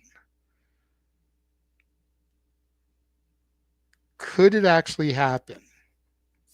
Now, I think there's been enough dissension in the NQCC where I see Charlie Dempsey costing Miles because he's jealous. Does he use a pair of brass knuckles, though, is the other question. Because to your point, Charlie Dempsey probably thought that he and Miles Bourne were going to work together to get Charles that title shot. I remember the Battle Royal. I saw the tension. But I highly recommend you go back and you watch that promo, because it was very emotional and very powerful. You see Emmanuel nodding. He's nodding with every word that I say because he's right there with me. Like, it was some solid television. And pay attention to Miles's voice when he speaks. It's another giveaway for his disability, because, not trying to sound funny, but you know, deaf people have a certain way they sound when they talk. Yes. You can definitely hear it come out of him when he cuts a promo. Respect. All right. Big ups to Miles Bourne. Yeah, I mean, that definitely should garner just a personal respect, even if you don't even know who this guy is the fact that he's doing this. Yeah, he said in a promo a week or so ago that he heard the crowd when he won the Battle Royal because they were so fucking loud. Like he could feel the vibrations and hear the noise. That it was that loud when he won. I mean, it was a ridiculous pop. I'm not going to lie. I watched that and I'm still like, because he's baby Randy Orton, and everybody fucking loves Randy Orton right now. So the fact that he looks like Orton, he does that scoop power slam that Orton does. Like, there's so many things about him that are Orton-esque. It's very easy to get behind him. And then you add the disability too, and how do you not support him? Yeah, about to say. But Miles Bourne, good luck. If nothing else, it's the first opportunity for the NXT Championship. It's not the show, but he damn sure is going to stand and deliver in this battle, to say the least. And damn it, Attila.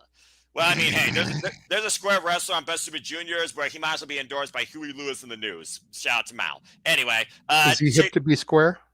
He literally is that, and you would have to watch it to believe it. He is so damn square, it's ridiculous. Shout out to DDT Pro. Anyway, Emmanuel, your thoughts regarding Miles Bourne's opportunity for this match. It's one of those things where even Obafemi respects the gumption of this man to prove a point on behalf of anybody that might consider this situation. I think it puts a lot of pressure on the challenger, but it also puts that pressure on the champion to not only not take him lightly, but also make sure that he doesn't, take him softly. It's one of those things where you might think he's in control, but again, it's the battle of inches, and I think there might be a sense of respect and even, dare I say, sympathy from Obafemi ahead of this. And I wonder if that could come into play at all during this match, especially on crowd reception. We know how the crowd can dictate the way a wrestler goes about the match. It also might dictate their behavior. And Obafemi, he or face, you tell me he is the ruler, and I do think the results going to be in the same, but there are going to be those moments of tension, I think, that could catch the champion off guard. So what do you think about this match and Miles Bourne's chance? I mean, like when he won the Battle Royal, I was like, wow, man. I didn't pick him to win, that's for damn sure. Yeah, exactly. No one picked him to win. I don't think a single person picked him to win. Yeah, exactly. That's what was so great about it. Yeah, I agree. That's what I was about to say. That was what's so great about it. I picked Sean Spears personally because he lost the North American Championship, and I didn't think they were going to run trick and him back. Yeah. So for the longest time, like I've been saying this for WWE, I miss the anything can happen in the WWE, and NXT did that in the Battle Royal. Anything could happen, and Miles Bourne was it. Yeah. And when he won, okay, NXT has a couple of weeks to elevate him, and they did a great job because Ethan Page got beat those 3 seconds, and like JJ mentioned, it only takes 3 seconds to beat Obafemi. It has happened before. It was not to say he could do it again. For Mouse to overcome the ruler, because ruler do fall, and everything like that. Does he have a chance? Maybe, but like JJ pointed out, I feel like Charlie Dempsey's gonna either interfere and cost him the match, or at one point, he's about to win it, and that's when he turns, and that's another way, They could also tease that tension, shades of what they did with Trick Williams and Carmelo Hayes as he was facing the Dragunov. Let's not forget, it was Vengeance Day where Carmelo Hayes finally pulled the trigger and stabbed his boy in the back. But again, we're also dealing with the son of Lord William Regal, and he probably has the power of the punch, and we just don't know it. Yeah, exactly.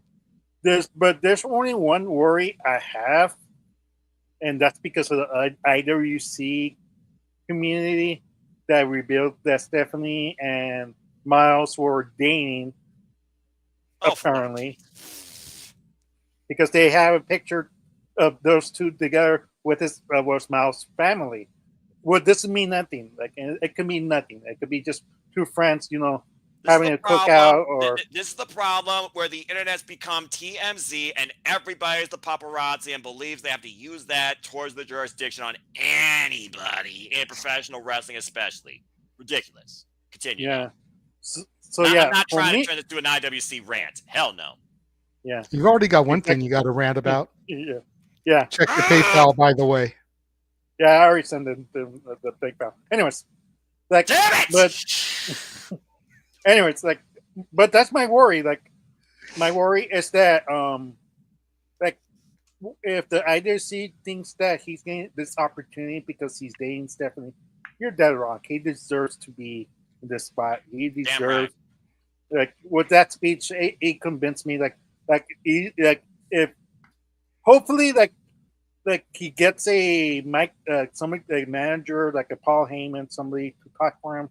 I get what JJ's saying, like, because like I also like it's a curse. Like if once you're deaf, then you can still talk, like you could still communicate and everything like that. But it's one of those things like you lose your bubble speech and mobility, like, so he might struggle with that, but it's so easy answer for him. Like it's just like get somebody to talk for him, and that's all you need to do.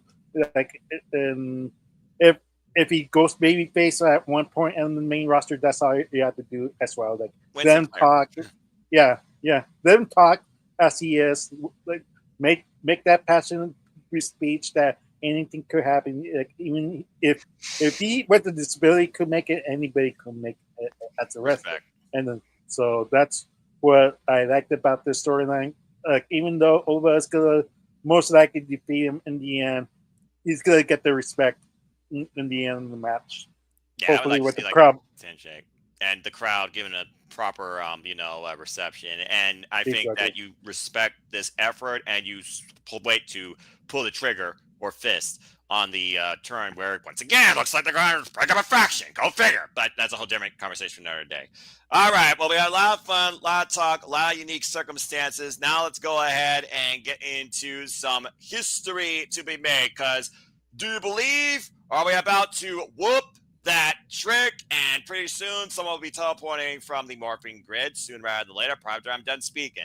Let's go ahead and talk about what should be, most likely will be, and definitely deserves to be the main event for not an NXT championship, but you're hearing me right, folks. For the TNA World Championship for the first time ever in NXT history. It is 250 pounds of pure motivation. It is the most viral sensation this year. It is the guy on everybody's mind when you say his name. And his name is Joe Hendry. He appears. I believe in Joe Hendry. And he defends the TNA World Championship against Trick Williams. Oh man, how things have changed since last year's No Mercy. From a believer to a disbeliever, to somebody who had 15 minutes of fame looking to take Joe Hendry's glory. After Joe Hendry was at WrestleMania and he was in the stands, after Trick Williams was an afterthought and said he was embarrassed. So much we can say about this. So let's go ahead and let's talk about it. All right, guys, here we go. So as we know, Joe Hendry, of course, won the TNA World Championship against Nick Nemeth back at Genesis and has held the title ever since, including against, your boy Frank Kazarian, of course, in that triple threat match back at Rebellion. Again, to Jeff, Still a great match, though, and also outlasting Eagle Ethan Page. We also, of course, saw him stand and deliver at WrestleMania against the Viper, Randy Orton, in front of 60,000 people. At the end of the day, if you don't believe yet, get the heck out of this business because you're foolish. Of course, Trick Williams, though, he was the guy that we literally led into NXT off the whoop that trick era. And, of course, he's been out of that era since losing the NXT championship. Might I add, was pinned in that match, too, at New Year's Eve to the ruler of NXT, Albert Femi. He's already had another chance against it, but not in one-on-one action, as we saw in that incredible triple threat, another one of my favorite matches of the year, against Javon Evans as well, losing out at Stand and Deliver, where Javon was the one that made a ridiculous fall from grace, bouncing like he never bounced before. So now we have this unique match after Joe Hendry and Femi went face-to-face, champion and champion, not versus so far, yet. Just saying. And Trick Williams felt embarrassed. So what did he do? He crossed the line and assaulted the most motivational man in the business on his own home turf, and now looks to take his gold.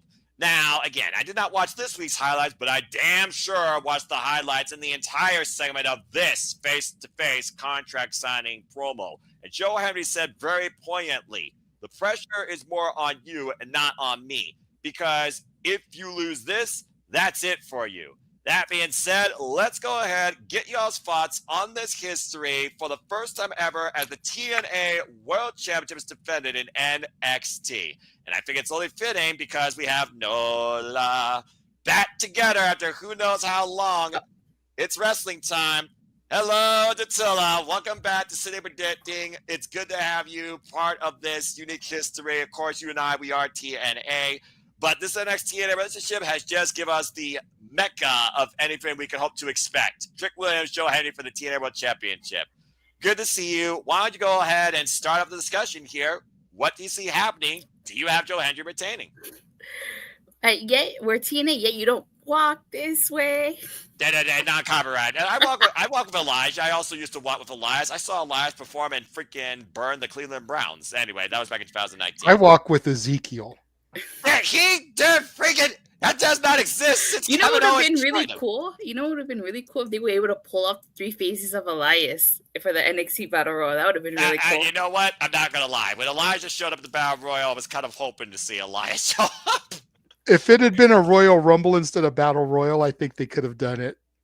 That's fair. Yeah. Anyway, Tatilla, go ahead, give your thoughts towards this unique, one-of-a-kind main event. What you got to say regarding the TNA World Championship? Joe Henry, Trick Williams. So everybody knows that I believe in 252 pounds of pure motivation, the answer to all our life's problems. You know, I think that you and I think you and I were some of the first people to believe in Joe Henry. Damn right. From the circle. And as much as I believe in Joe Henry, I have to go with Trick Williams on this one. I think we're gonna see the 2021 storyline all over again with Joe Henry playing the role of Rich Swann, Trick Williams playing the role of Omega Christian Cage, and Mike Santana playing the role of Josh Alexander. Joe Henry is really over with the crowd, and if Mike Santana is going to challenge and possibly win the TNA World title in his home state of New York, you don't want to put Joe Henry against Mike Santana and risk the crowd turning on Mike Santana, you know, especially with how over Joe Henry is. You need a heel, and you have the way TNA has right now. It has 2 options: either turn Joe Henry heel or they take the belt off of him. And I could see them putting the belt on Trick Williams. I mean, they're at the USB Arena. You need a marquee match. Yeah. And that's what a bigger marquee match. NXT's Trick Williams versus TNA's Mike Santana. And Mike Santana playing the role of Josh Alexander will defeat Trick Williams and bring the TNA title back to TNA, assuming Trick Williams stays in NXT or if he goes to TNA. But I've said this before and I'll say it again. You cannot have Joe Henry, babyface Joe Henry against babyface Mike Santana. You want the crowd fully behind Mike Santana. And what better way to have the crowd fully behind Mike Santana than putting the belt on Trick Williams? Yeah, well said. Unless she booked her way to Slammiversary at this point, makes me wonder what she thinks may happen on the way to Bound for Glory. Of course, Slammiversary is also before SummerSlam, and we all know how much Joe Hendry, the WWE, believes in him, particularly Shawn Michaels and Triple H. So, again, when you lose the TNA World Championship, that might literally be Joe Hendry's swan song with TNA because he got the top prize, he had the run, he had the most global viral moment. So, very well put, Tatilla. All right, let's go around the horn and give everyone else's thoughts. We're just going to go around the horn here clockwise. So, JJ, you're next. So, JJ, again, it's your brand, your boy Trick Williams. We'll see where he stands. I think Joe Henry put him on blast because Joe Henry basically said for you, this is it. You think you're bigger than WWE, you're bigger than TNA, you're bigger than NXT. How big are you? Are you bigger than The Miz if you lose here, quite honestly? And again, this is not A-list, he's B-list, folks. But hey, he's still one of the longest running WWE superstars in history, so I'll give respect is. But at the end of the day, if Trick Williams doesn't win this, he might as well be relegated to catering because there's nothing else he has going for him on this self-boastful, ego-filled heel turn if he doesn't beat Joe Hendry for the TNA World Championship. And to this point, yeah, we saw that history where Kenny Omega became the belt collector. He ruled AEW and TNA. Can Trick Williams do the same where once he ruled NXT, can he rule TNA? Especially with that crook stone on the freaking premise trying to take over Santino Morella's job. That damn sure better not happen, or I'm going to rant about that till the cows come home. Anyway, JJ, it's on you. What do you got to say regarding this? Do you agree with Attila? See, Chris brought up the point earlier about the go home and who's on top wins. Right? Because he brought that up when we were talking about the Hank and Tank match. Yep. Here's the problem with this, though, and trying to use that theory. Because Joe Hendry ended on top tonight. But we still have Impact this week, where Trick Williams is going to be on commentary during a Joe Hendry match. Oh, geez. We still have Under Siege on Friday, where Trick Williams teams with Frankie Kazarian to take on Joe Hendry and Elijah. Yes. And then we've got this match at BattleGround. A lot of cause and effect here in play. And for those that are wondering, the TNA show is taped, but we are hashtag spoiler free. Under Siege is not. It's live. Continue.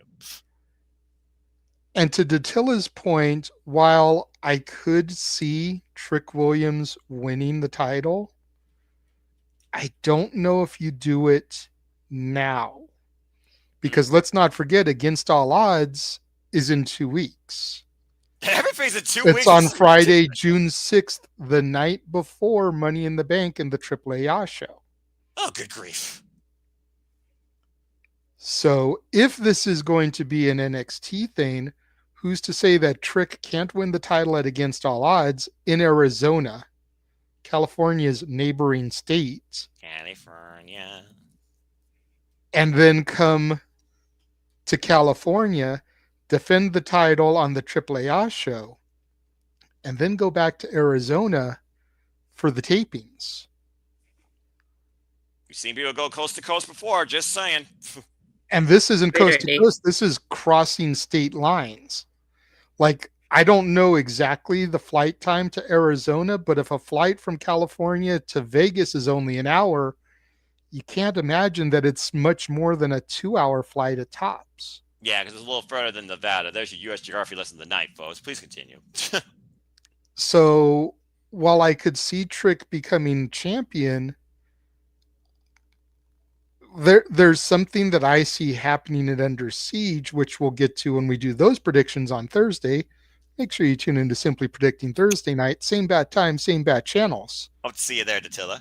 So a flight to Arizona is actually an hour and like 20-something minutes. If you're going to Phoenix, an hour 30 if you're going to Tucson. Oh, so there you go. Yeah, but a little longer. So, and depending on what Trick's placement on the card would be, because it's the TNA title, not the AAA championship, you would think it would be a little bit lower on the card. You know, because it's not for their main title. That's fair. So gives him plenty of time to get back to Arizona before those tapings, because those would probably be 5 o'clock-ish West Coast time to get all the tapings done. I just see something that's going to happen during Under Siege's fallout being what ends up costing this match. But I think that as a result, Hendry's going to retain. Oh, wow. I'm going against Trick Willie. I like it. I like how polarizing this is. I knew this match was going to be polarizing. It's freaking Joe Hendry and Trick Williams for the TNA Championship and NXT show. It doesn't get more heads or tails than that. But I do like her logic about if Mike Santana is going to win the title at Slammiversary, it does need to move to a heel. Yes. I also agree about that too, especially with... But let's not forget that we still have the King of TNA, who did not lose a one-on-one encounter. He was forced into a triple threat. Yes. And he is a heel. Could end up taking the title off of Joe Hendry prior to Slammiversary as well. I almost wonder, this is just me figuring out loud, I almost wonder if they're not going to do one-on-one, but they might do something similar to last year. 6-pack eliminator, because look at what your names you just mentioned. Heel, Kazarian. Heel, Trick Williams. Babyface, Joe Hendry. Babyface, Mike Santana. Mike Santana was supposed to be involved in last year's match, let's forget. And it was the system that stopped him. Moose right now isn't worried about the TNA World Championship. We also saw Obafemi be confronted by Joe Hendry. Don't make the same mistake Moose made. Imagine Obafemi being part of that six-way dance where he could be both NXT or TNA World Champion. There could be literally an NXT NA interpromotional match for the TNA World Championship at Slammiversary. Heel Nick Nemeth. That Babyface for now, Elijah. Who says he's a friend, by the way, and I still fought when Elijah crossed the line.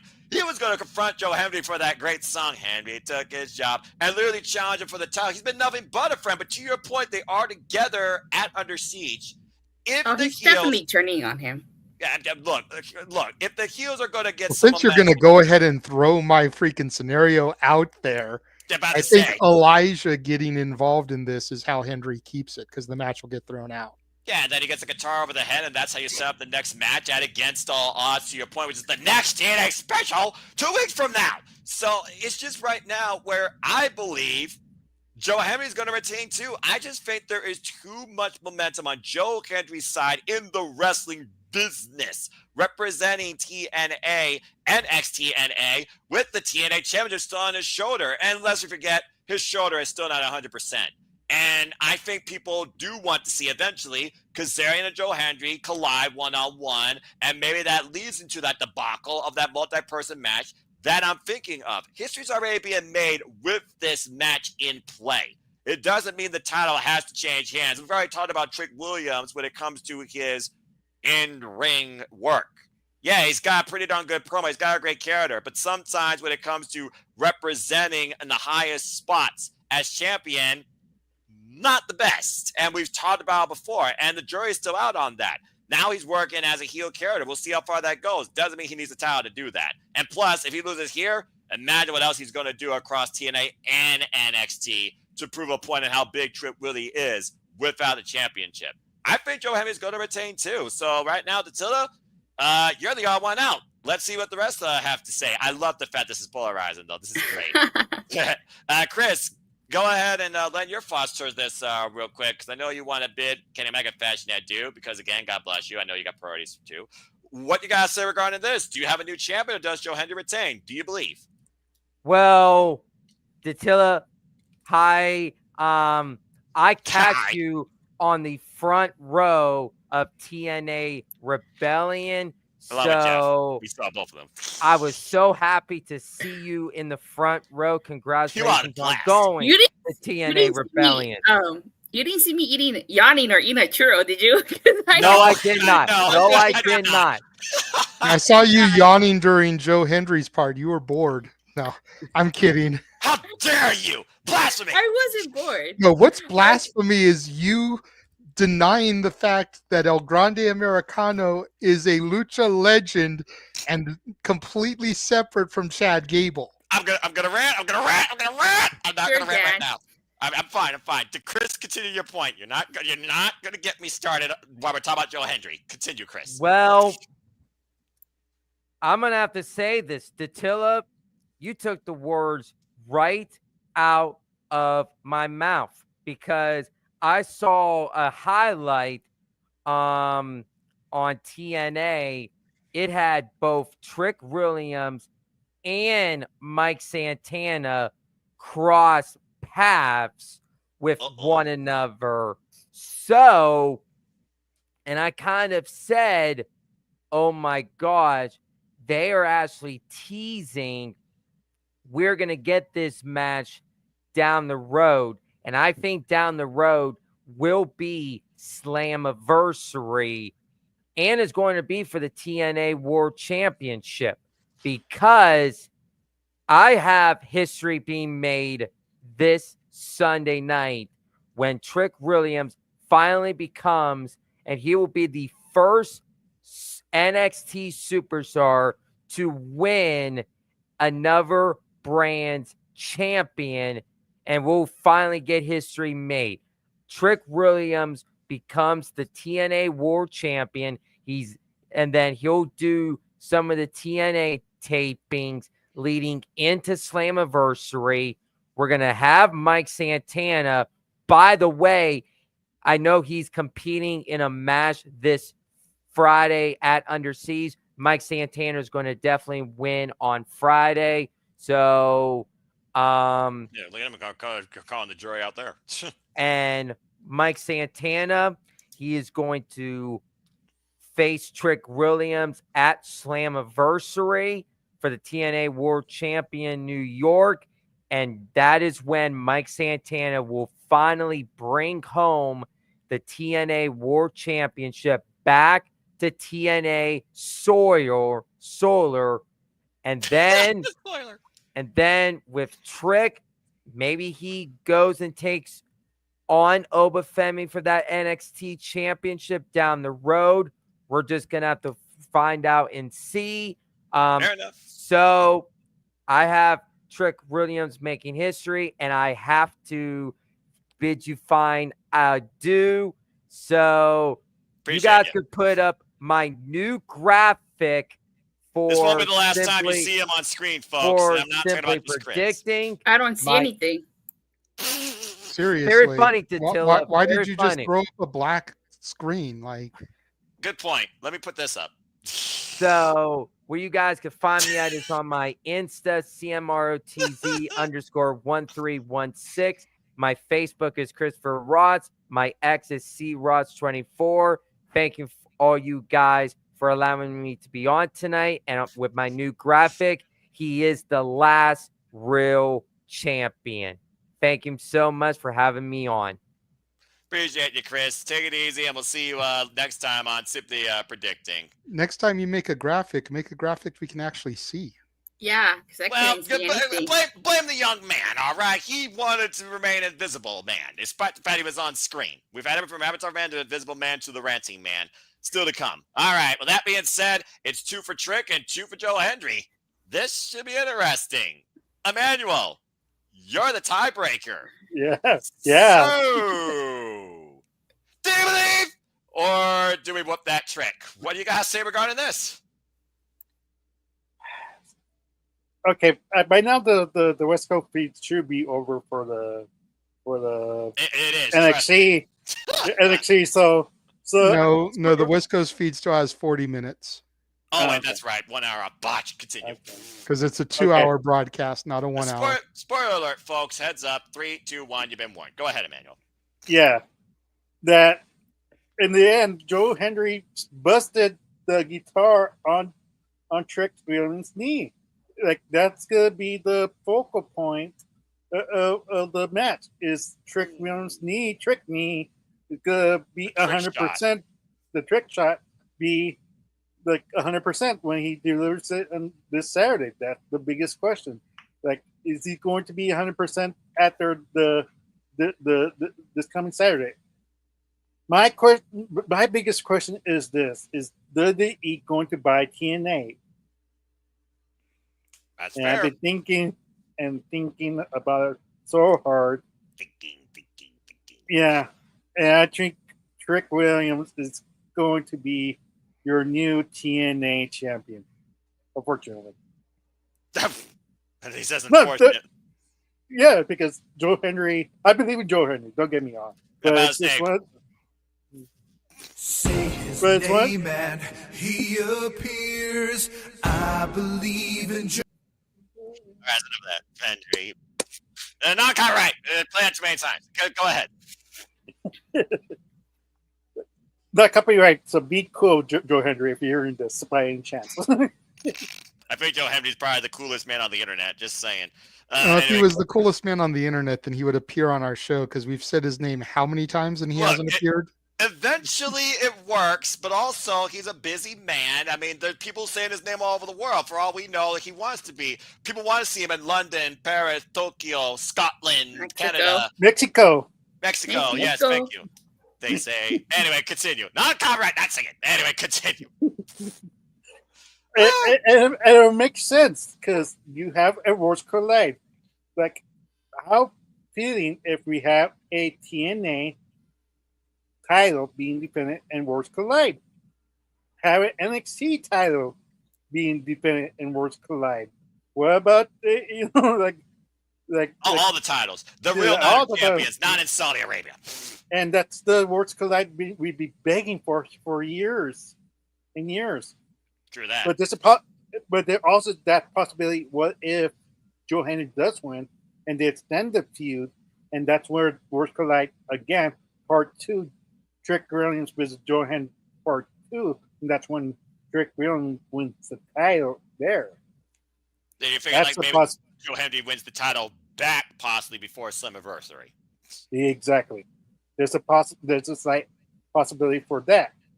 So it's one of those things like this pay-per-view is gonna tell you a lot. If Trick Williams wins this title, WWE's gonna buy TNA by the end of the year, merging the companies.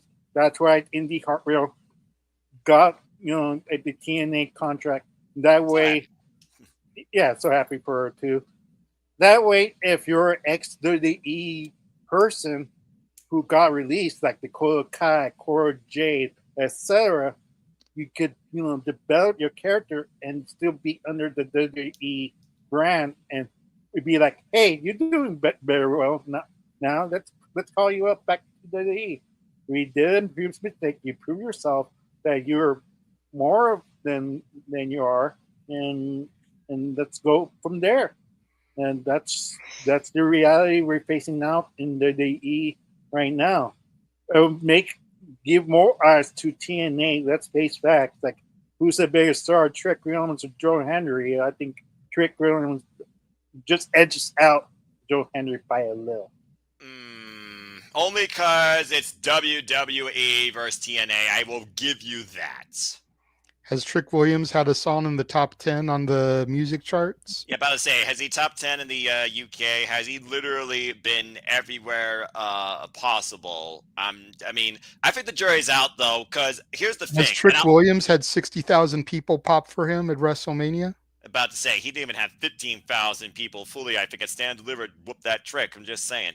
I think the jury's out when you try and do apples to oranges now when it comes to companies. WWE is not the end-all, be-all. You're the biggest star of them all of the business. It's been proven throughout. I'm just saying. Anyway. Oh, yeah, like, definitely. But still, I get what he means, Yeah, I get his point to a certain dynamic. And shout out to Indy Hartwell, the brand new House of Glory Women's Champion. Yep. Defeating Miyu Yamashita. Thank you, YouTube, for that full match, by the way. That was so good. That pink kick, though. Good Lord. She could take anyone's head off with that. Speaking of shout out to Natalia, by the way. Great match against Kenzie Page, who is still NWA Women's World Champion. Boo. How dare you? Continue. Boo. Hey, look, I like Kenzie, but there was a small part of me that actually thought they were going to give Natty the title. That way, when they do Evolution 2, the Burke could be defended on it. Well, I see what you mean. And have Natty lose it back to Kenzie, or whoever's going to be the next champion. And as far as I'm concerned, no one's taking the Burke off Kenzie Page. That's going to stay pretty empowered for the longest time, probably longer than how Camille the whole day, because Kenzie right now is owning NWA, as she should, damn it, unless La Princesa tries to go after that. Congrats to the new NWA Women's World Television Champion, by the way, and La Princesa, Tiffany Nueves. Anyway, continue. Yes, I know you're happy about that. But yeah, but like I said, like, it's not like the E is the end all, because there's a lot of people who never went to the E and you know their names really well, like Kenny Omega, like Will Ospreay, like Christopher Daniels, Christian Span. You can go on and like and be a bigger star than WWE. That's like, but for some odd reason, superstars who are wrestlers want to go to WWE. I don't know why, but they do. It's a challenge. It's a paycheck. It's a different opportunity. You make what you can of yourself in this business. It doesn't matter what letters you're under. It matters that you succeed in the fans that truly support you. They care about wherever you go and whatever you do, to say the least, in or out of the ring. Hello, Deanna. Regardless of how you look at it, WWE is still the industry leader, and it is looked at as the mecca. You have made it in professional wrestling if you make it to WWE. Even if it feels more While like we all know that's not true, there's still a lot of people that hold it in that regard. Mm-hmm. You know, it's like you've never made it if you don't perform at the Garden. You know, have you really made it if you haven't performed in those hallowed halls? Right. You know, Yeah, you know, it's a hindsight. you Anyway. can perform in bigger arenas that hold more people than the Garden, but the Garden is just one of those places. Like it's a holy ground, so to speak. So is the Tokyo Dome. So is Corrigan Hall. Exactly, So is Center exactly. Stage Atlanta. But you know, some people look at WWE as like that's the end goal of I don't make it in professional wrestling if I never get to WWE. Yeah. Well, again, people, some hindsight shorter than others, and I'm not You know, putting any names out there. there's still a lot of people that don't, you know, that never get there. And that's fine because you can't say they're not successful. Emmanuel just listed off a bunch of them. Yep. But that's still the general consensus amongst the majority of fans. Yeah, exactly. All right. Well, fair point, Emmanuel. So the bottom line for those that were keeping score, it is 3 in favor of Trick Williams and 2 in favor of Joe Hendry. So that being said, history to be made this Sunday, not Saturday, but this is certainly going to be something unique. Something. Unique, to say the least. Let's go ahead and get everyone's plugs here before we conclude. You've got a rant that you have to deliver, good sir. Okay, fine. You know what? You all had to do this after my freaking calcium score went 0. You all have to freaking make my blood pressure go higher than normal. Because everybody that has half a brain worse than Sid Vicious have to believe that Chad Gable is not El Grande Americano. Unless we forget El Grande Americano got involved in more luchador business this Monday. Screwing Penta, now screwing Ray. The thing that needs to happen, Ray and Penta need to freaking take the mask off Chad Gable to prove my point. You see the similar style, you see the similar demeanor, similar body weight. What more do I need to prove? This is almost as bad as saying Def Rebel's not bad. 12% is not a passing score. You're a fucking in school for that matter. I could make a better song on most people nowadays in WWE if I knew how to use a fucking synthesizer like Megan McDuffie. And the fact that everybody on the God's green earth that has half a brain doesn't know anything outside WWE, TNA, AEW, how to close my professional wrestling. You're all short-sighted idiots, not looking at the rest of the business, knowing the whole world has more to offer professional wrestling combined than all 3 of these companies at their best. Okay, I'm better. If Noah had a microphone, he would have dropped it. Right? Anyway, I hope you got your money's worth there, Emmanuel. Freaking $5. Freaking hell. God bless it. It wasn't even John Oliver tonight. Freaking threw the little screens in the freaking corner. Anyway, that's the Simple Man tonight, and this has been Super Predicting for NXT BattleGround. So what you all gotta say regarding predictions? What y'all gotta say regarding history? Do you believe in Trick Williams, or do you believe in Joe Hendry? Let us know in the comments down below. Please follow my friends. Before we bid y'all find that dude, let's go ahead and do some plugs before we finally get to bed, especially here on the East Coast. Attila, I'm so darn glad to finally talk to you again here outside the shenanigans of Super Predicting. I hope it's not the last time. Please go ahead and tell where the fine people can find you, and you and I gotta collab some point again, my friend. Oh, definitely, Noah. Hopefully I get to join another Simply Predicting. I wanted to join last time, but schedule-wise didn't work out. Priorities over passions, my friend. I get it. I know. We will be doing Under Siege on Thursday. If I can join, I can join. But if not, we'll just push the Body Slam review till later. Do ours first. Well, she's got business with that too, and that is also priority because that's also business. I get it, but also just keep us informed on your schedule because when it comes to TNA, I'm definitely gonna try and fit around you. We're continue. Okay, you can catch me at Rangers of Wrestling. I tried, I know I haven't been as consistent as I used to be, but I'm gonna try to get back on schedule. And you can follow me on Twitter at @@. I talk Raw, SmackDown, occasionally AEW Dynamite, and of course TNA. And for all things TNA, you can catch me every Thursday on Body Slam. You can also catch me here on Saturday Shenanigans sometimes when if I don't pop in last minute. We'll say goodbye. Fair enough, but you know what? Stick to your shtick. I think that's a brilliant gimmick. Well, I appreciate it, Attila, and we always appreciate and believe in the work that you do. So if you have to power down before we do our typical goodbyes, that's fine, my friend.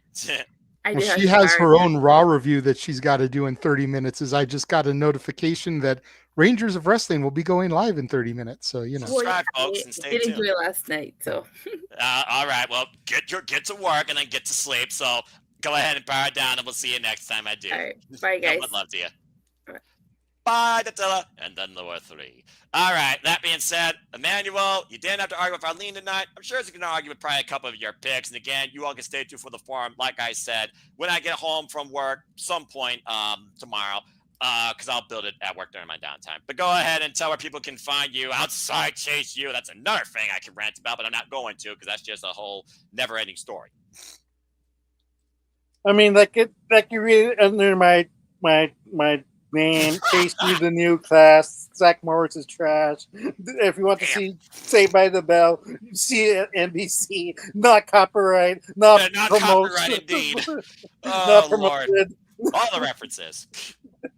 But if you want to follow me, Emmanuel Dominguez at Facebook, EDM7324 at Instagram.com, and EDM7324 on the X.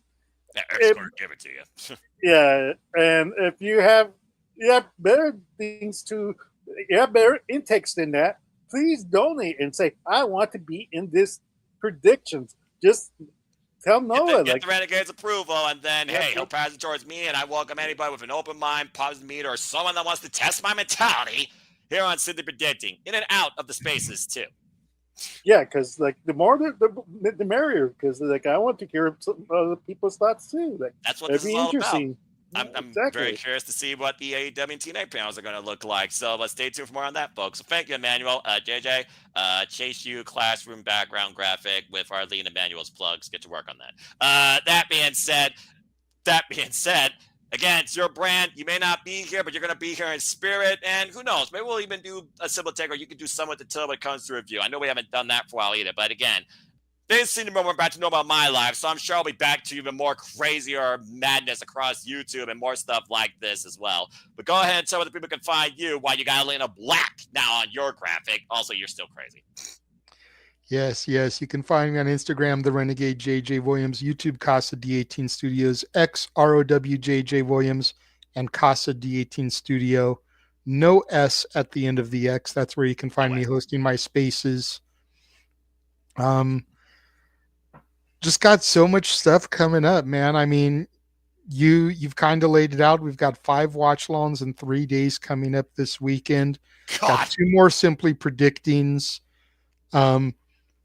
I will need you to send me the link for Thursday because I'll probably be getting off in the middle of Simply Predicting and have to join you in the middle of it. All right. But, you know, as we always say, priorities over passions, but I've been getting cut around 8 o'clock my time, which is 11 your time. So about a half hour in. Fair enough.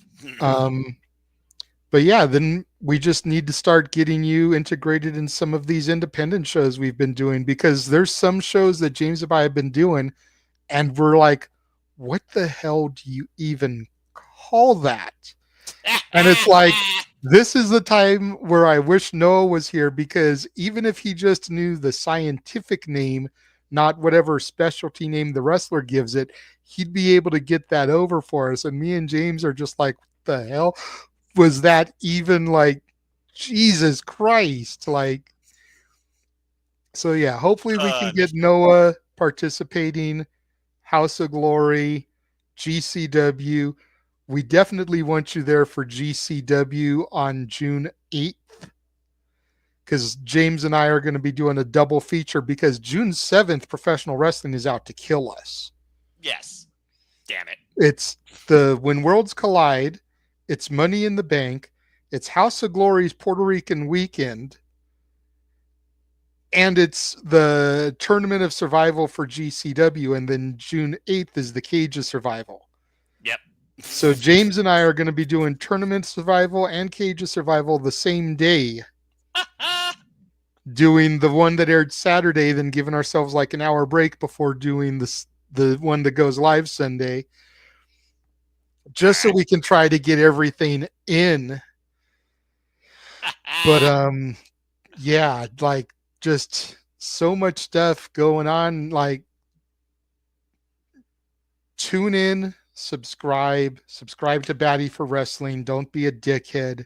Subscribe to Batty for Wrestling. There we go. X Shadow Batash. Support our Canadian friend who will be joining Noah for Double or Nothing this Sunday. This is going to be fun. The one I'm really looking forward to seeing is the Battleground one with Walter and DJ. Because Walter has to try to be play-by-play for DJ and his antics. Yeah. That's going to be entertaining. Too. That's gonna be interesting. And shout out to DJ and y'all Spaces, of course, as you all continue your Spaces fun galore. Yes. So yeah, just follow us. We truly are about all the wrestling. Yeah. Gonna have to update that trailer too with all the wrestling. As summer again is going to try and kill us because so much to come, and who knows, we might even bring back New Japan. I mean, their biggest show of the summer is coming up, of course, Dominion. So we'll have more on that. The G1 Climax, of course, they're going to get their lineup announced here pretty soon. So I'm going to definitely do coverage on that. And I gotta get Ash definitely involved in that. So please stay tuned. And as he says, subscribe to all the friends. Our Canadian friend, of course, the Rage of Wrestling. Damn it, Walter. The Renegade of Wrestling, JJ of Williams. Papa Dino, of course, the moderator of the NXT Review, making his commentary debut, allegedly. No. He won't be making commentary debut. He's actually going to be at Saturday night's main event live. So he's going to pop in pre-show and post-show to kind of give the live atmosphere vibe to the thing. So shout out to Papa Gino. Yep. And again, he's been doing great work with the NXT Review. Please follow him, follow us on social medias and on YouTube. Appreciate you, man. I'll see you on the review again some point here soon. Like I said, things are finally stable at my heart. Now all I got to do is get my schedule in order where I don't nap as much, especially after medicine that almost knocked me out tonight. Jeez. Your heart is stable, but is your mentality, because we drive you knucking futs. Somehow I'm still here, so I'm guessing it's stable enough. And again, shout out to Datilla, who is also here to appreciate her always.